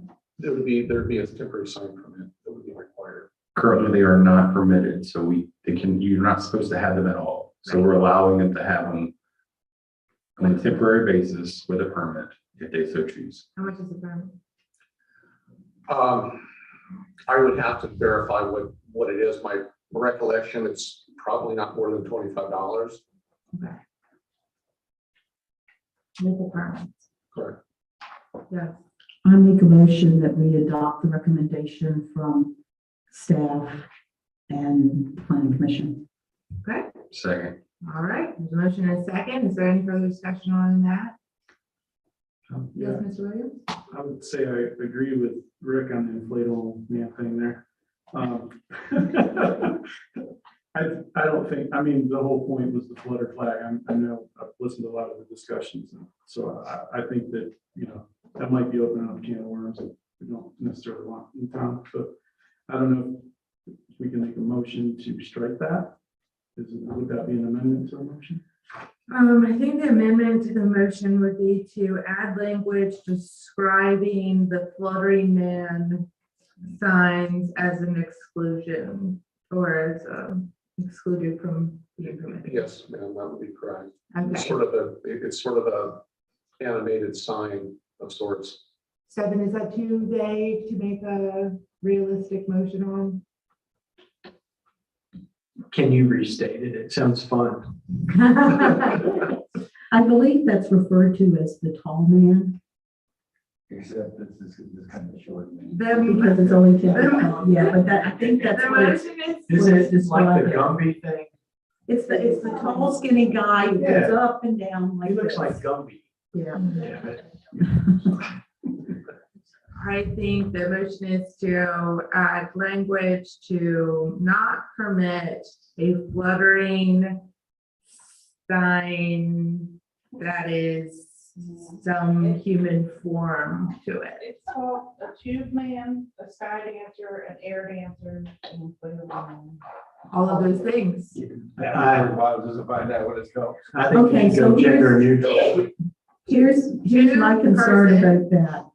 I'm sorry, was there a motion in a second? I don't know, the motion has the wording yet. The motion, to be clear, is to prohibit the inflatable human style of flutteriness. This is why the only pay is under 2,500.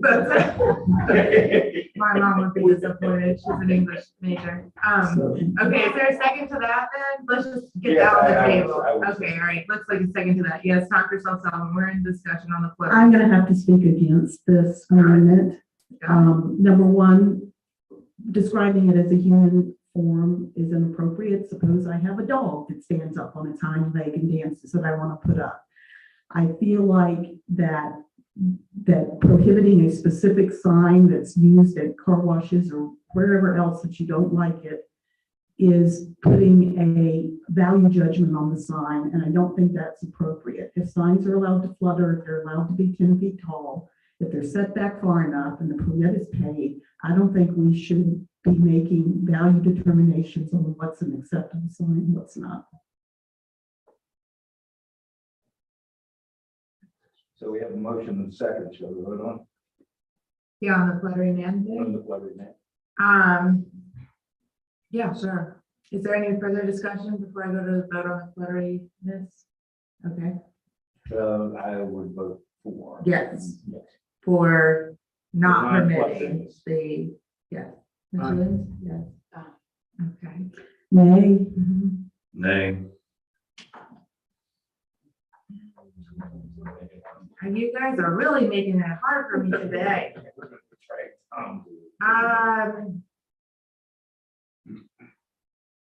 I'm gonna say I really don't want to see these things in town. Sorry. I understand the point. But my dog's okay. I didn't say a dog one. I said a human flutteriness. You might need to be a little bit more specific, because there could be other things other than a human type Okay, flutteriness. here's the next proposal, changing it from a 10-foot height restriction to an 8-foot. I have one that's this big on my desk. So. Can't put it on the street. Height restriction from 10 foot to 8 foot. On all I'm fluttering proposing signs? on all fluttering signs from 10 foot to 8 foot. I'm this much proposed. Do I have a second to this motion? So, Do they come in that size? do they So come in we 8 just- foot? Yeah. We just passed denying them. You just passed denying the fluttering. Right, the human fluttering, yes. But we're still on the, Okay, so you're making a new amendment. A new amendment to the original. the new amendment is to go from 10 to 8. My If I don't have a second, I don't have a second. I accept. Just put it out there. He's checking, this They do come in 6 foot heights. I know they come in 6 foot. I'm pretty sure they come in 8 too. I'll be honest with you, this comes from my time on the planning commission in which I am not a fan of the fluttery flag. Okay, I'm just be clear. I think they can look very quickly tattered and not nice, and it can very quickly look a little. And now they can be, they can be fined for that or told to take it down because they have to be maintained in They a should good have way. been fined for it already and told to be taken. I wasn't on council then, so I can't deal with that. 6, 8, and 10. They sell them in 6, 8, and 10. Okay, do I have a second on the changing it to 8 or no? From 10 foot to 8. Well, my concern is that, what if we have a bunch of people already have signs in town and they're 10 feet? We're gonna tell them, oh, you have to go get brand new signs. Right now, their signs are illegal. I know they're illegal, but that's the whole point of this exercise, is to not make them illegal. Okay. That's just my I opinion. don't have a second. I admit. It's fine. Okay, We're kind of a different battle. all right. All right, well, moving forward with the ordinance as is without the fluttering man. Ish thing, yes. Did you finalize that language? Because I think she makes a good point. What if you have something and it, I mean, I'm not trying to be funny. I mean, I am, but I'm not. And we use the definitions that she pulled out of the internet, whatever those 4 words. As described as a humanish fluttery, or I don't know, maybe.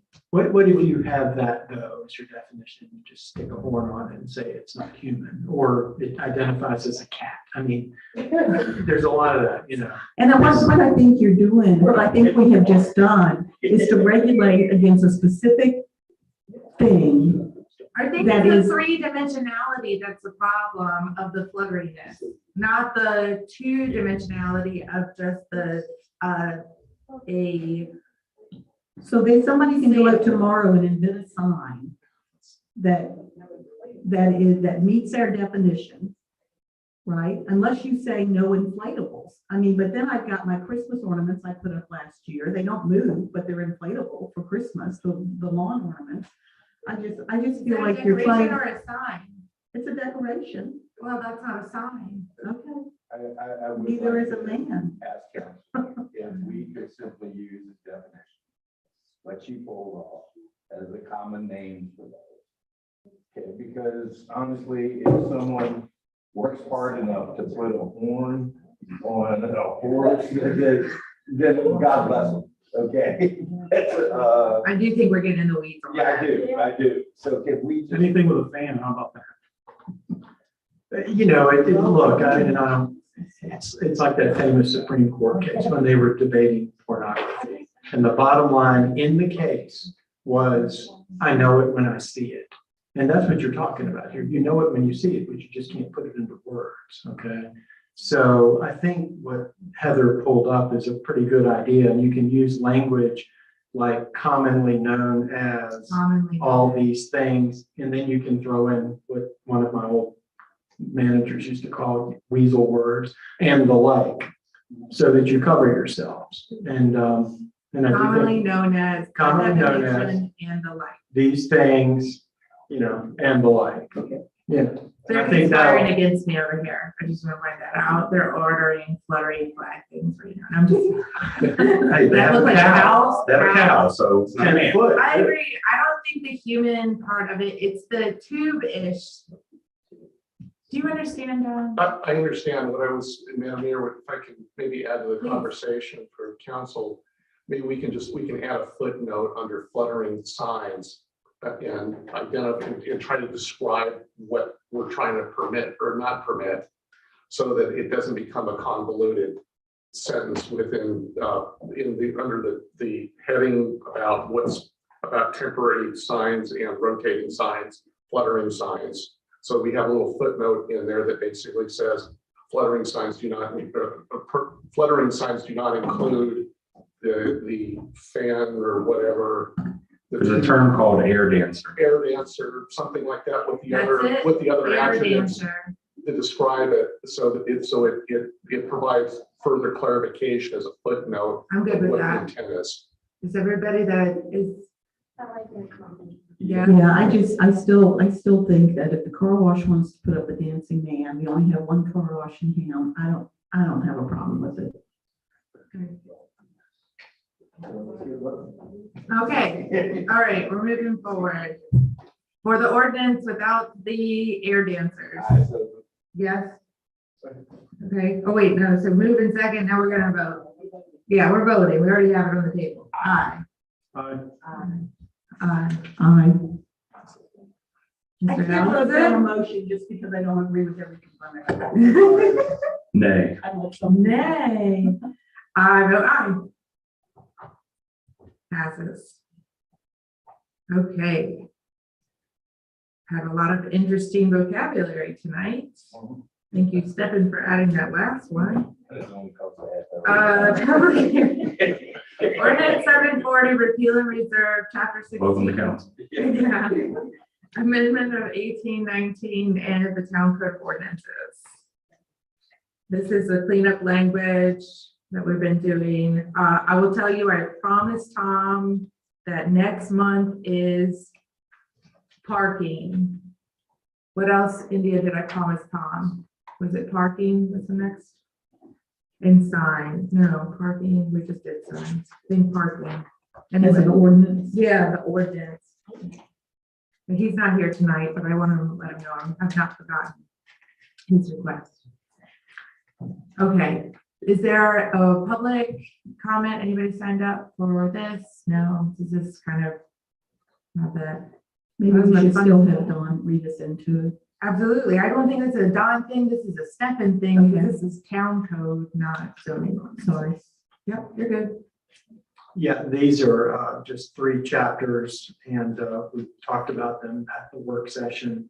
And I went back after that and inserted a few comments. So your red line of each of these shows you what I inserted. And I think the easiest thing to do is just to go through these one chapter by one. And the easiest one is the first one, which is chapter 16 that used to be called obscenity. So there we go, carrying that theme forward into the next session here. But that has been completely stricken. It's all red. I didn't do anything to it. And the reason it's stricken, and to Councilor Moncure's point last time, is you can't have this anymore because the Virginia Code section that allowed the town to regulate this has been repealed. So this is one where you pretty much need to adopt this because you're not supposed to have it. And I suppose if you didn't do anything and you have it, you just can't enforce it, but you know, it's the same result. So chapter 16 is pretty easy. And I'm assuming you'll want to do this in one vote, Madam Mayor. Yeah, if you just read the highlights of all of them, then we'll hold a public comment, then we can get into more detail and discussion. Okay, then chapter 18, police. It did the same thing with the Virginia Code that's stricken in red. My changes to this are simply in blue, was adding a town code section that addresses the emergency powers of the chief. And it just was not including everything that was in the town code. So now those references are there. And the most important change here is having to do with the auxiliary police force. And I made some changes in blue, and they are sort of a double blue red line here, pretty difficult to read because you don't have a clean version before you. I think what I'd like to do, if I might, is just read that as if it were clean. And I think it'll make more sense to you, but that's the biggest change here. And it's based on my understanding. So if my understanding is incorrect, please correct me. But but these auxiliary officers, my understanding is aren't paid unless there's an emergency that lasts a long time.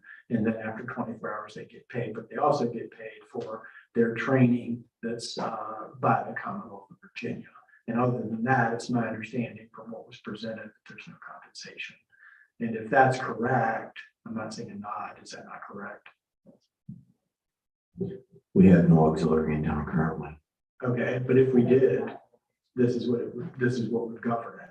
And I don't believe they get paid while they're in training. I'd have to reread the code, state code. Yeah, I think it does. It requires it there, but this was allowing it regardless. So let me read that cleanly. And if this is implemented, this is what it would be.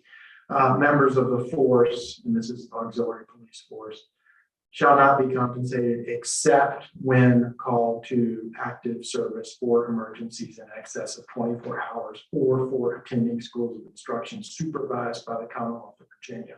Such compensation shall be the same as that of regular patrol officers, and compensation for such emergency service will be limited to all hours or portions thereof served in excess of 24 hours.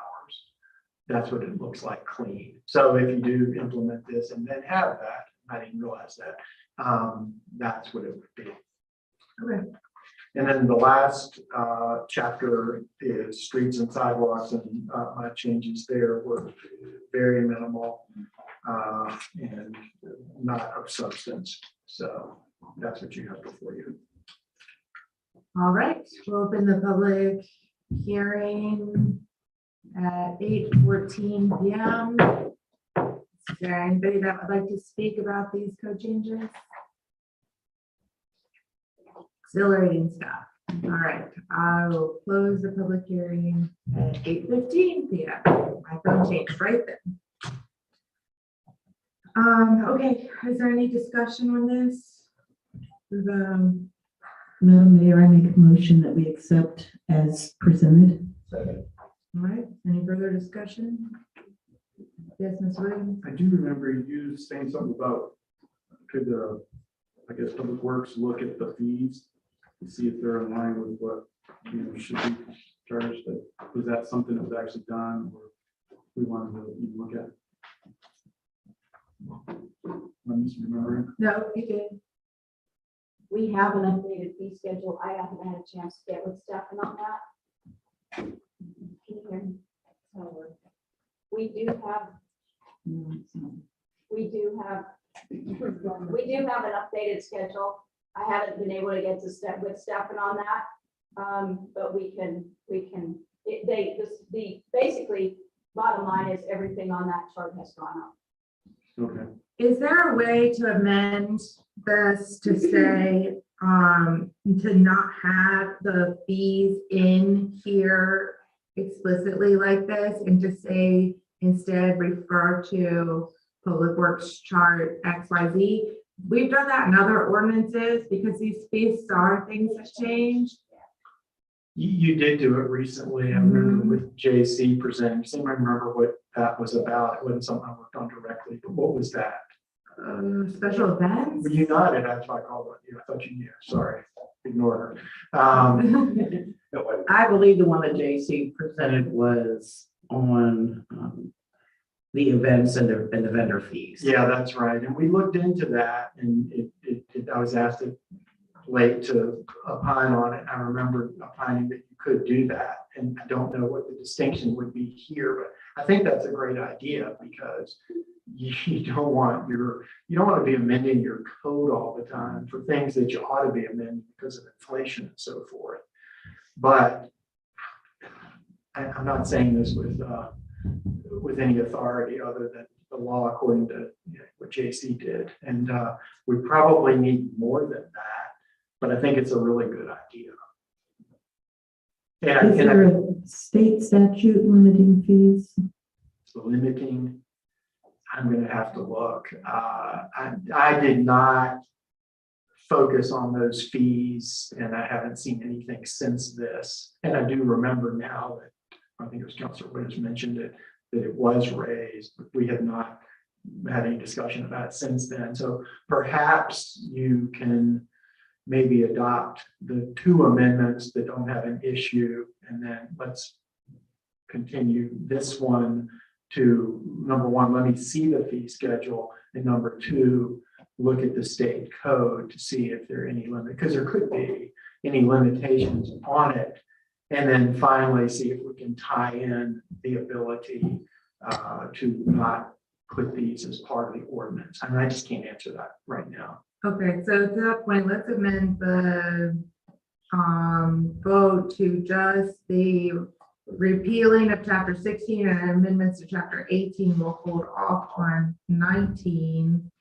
And I definitely would like to see us not putting that level of specificity of a dollar amount on that kind of stuff it has variable changes in it. I would agree to modify my motion. Okay, great, perfect. So second I that. agree to modify the second. Okay, everybody agrees to modify that. Is there further comment then? We'll see this streets part again, please, another day. All right, I'm gonna start this way. Dr. Sullivan, Mr. Allison. Aye. Mr. Wood. Aye. Ms. Williams. Aye. Ms. Robertson. Aye. Okay, sounds good. So 16, 18 done, 19, we'll see again with the way that piece goes out. Oh, new business. Oh, I forgot. I amended the agenda to add new business. I'm gonna have 7 read us into this, but the title is about solicitation for offers related to the old dump site. And on that, you just want me to give an brief overview where we are and then read in the actual solicitation. Yeah, I think the point is, we have been addressing this in closed session, but we want to bring it forward to, to present the solicitation Okay. as the next step. I'll read the solicitation and I won't try to restate it if I'm going to be reading it verbatim. Sure. I think it speaks for itself. It does. And if I feel like it doesn't, I'll try to explain afterwards, but I wrote it to kind of speak for itself. It's kind of long. I'll use my radio voice. I don't have a radio Please voice. do. Okay, so it's called Solicitation for Offers to Purchase Town Property. And I'll just read it. Whereas the town of Colonial Beach, Virginia owns approximately 22 acres of unimproved waterfront real estate in Westmoreland County, Virginia, identified as map ID number 6-127 and assessed by the county at $186,500. Whereas a county resident has raised a complaint regarding the property, whereas the Virginia Department of Environmental Quality has investigated the complaint, whereas an independent consultant procured by the county found no water quality issues related to the property, whereas the town has been working with DEQ regarding any other issues related to the property, whereas the town has been approached by third parties interested in purchasing the property, whereas DEQ has raised no objections to such a sale, whereas the town is interested in a potential sale of the property, and whereas the town would first like to entertain from any other parties interested in purchasing the property, entertain offers from any other parties interested in purchasing the property. Sealed offers should be submitted to Town Clerk, 315 Douglas Avenue, Colonial Beach, Virginia, 22443, or to holiver@colonialbeachva.gov by 4:30 p.m. on March 8th, 2023, with quote, offer to purchase town property, unquote, written clearly on the outside of the envelope. An offer must include 1, the name, address, and other contact information of the proposed purchaser. 2, the proposed purchase price and closing date. 3, whether or not the property would be subject to financing. And 4, the proposed use of the property. The town reserves all rights and waives none, including the right to 1, postpone the submission date or otherwise modify any terms of this solicitation. 2, reject any and all offers. 3, accept any offer. Or 4, negotiate with 1 or more offerors as deemed to be in the best interest of the town. Any sale will be in gross and without regard to actual acreage. Upon a meeting of the minds, the parties will enter into a written contract, which, in addition to purchase price, closing date, and any other agreed upon terms will include: one, conveyance of the property by quitclaim deed, quote, as is, unquote, and without warranty. Two, acknowledgement by the purchaser of the complaint, the investigation, and any related issues, and of the purchaser's ongoing duty to remediate if and as necessary, and to comply with all laws and regulations, environmental and otherwise. Three, that the sale is subject to an appraisal to determine the fair market value of the property, taking into account any issues related to the complaint and investigation.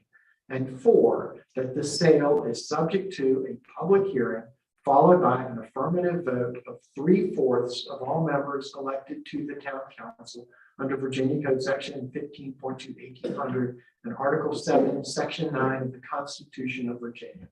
Such contract will not be assignable by purchaser without written consent of the town. Send questions regarding this solicitation for offers to iadamsjacobs@colonialbeachva.gov no later than March 7th, 2023. That's a lot. I hope that was clear. If there are any questions or if there are any questions you think the public might have, I'm happy to say them in a more humorous way or however you wish. No, I think that does it. Okay, the next step then, this is being posted or has been posted. Yes.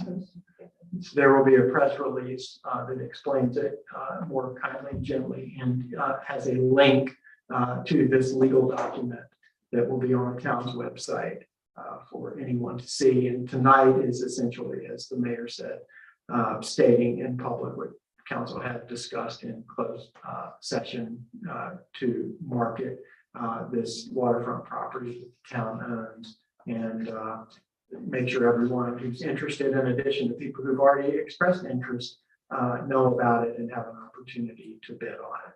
That's all this is.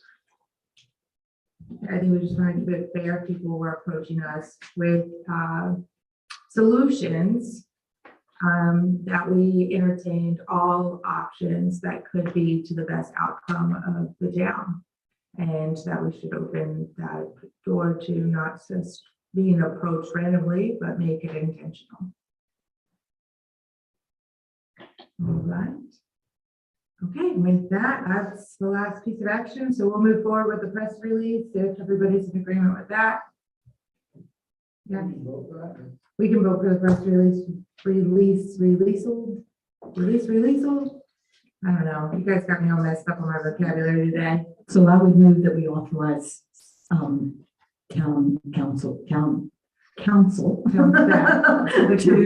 to publish that as written and release it in a press release. Sounds good. All in favor? Aye. All right, sounds good. And this is not a public hearing. If a sale happens out of this, there will still be a public process for all of that and public hearings and all those things. Just make sure that's there. Okay, one item on closed meeting. I will walk us into it and then I'm still gonna take a 5-minute recess from this. Do I have a motion that pursuant to Virginia Code 2.2-3711A1, discussion of performance of duties in consideration of the disciplining of specific appointees to the town council, including planning commission members? Do I have a motion for closed meeting? So moved. For a second. All in favor? Aye. All right, 10-minute recess and we'll go in closed meeting. Thank you. 5 minutes.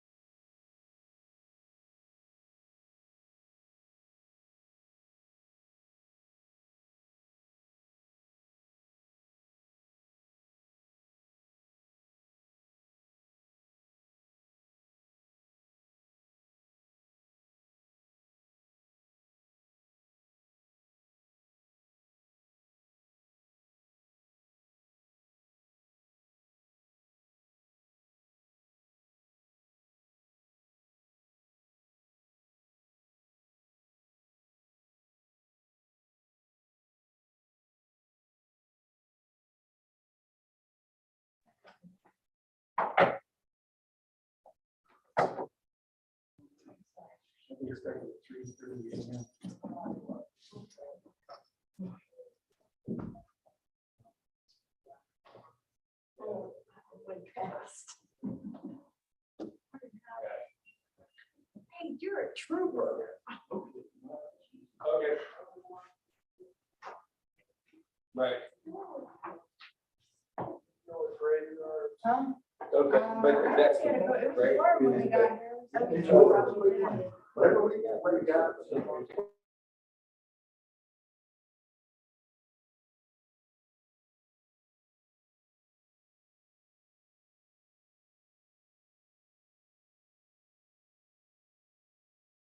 Okay. Is there a motion to reconvene an open meeting? Oh, wait, I'm missing Karen.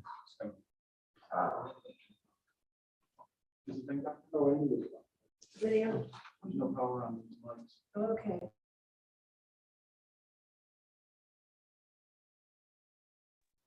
Oh, my. Oh, Oh, I thought that was your driver. Yeah.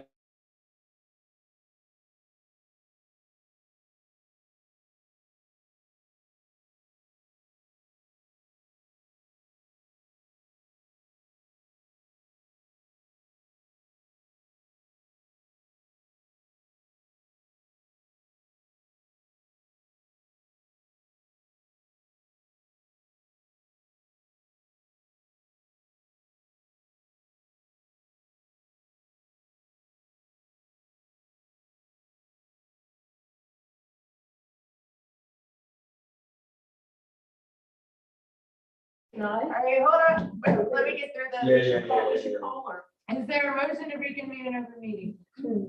So moved, second. All in favor? Aye. Is there a motion to certify that only public business matters lawfully exempted from open meeting requirements under the Virginia Freedom of Information Act and only such public business matters as were identified in the motion by which the closed meeting was convened were heard, discussed, or considered in a meeting by council. So moved. Second. Second.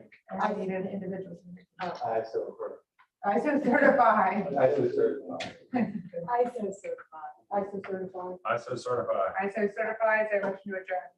Thank you. Is there a second? All there, meeting adjourned at 9:53 p.m.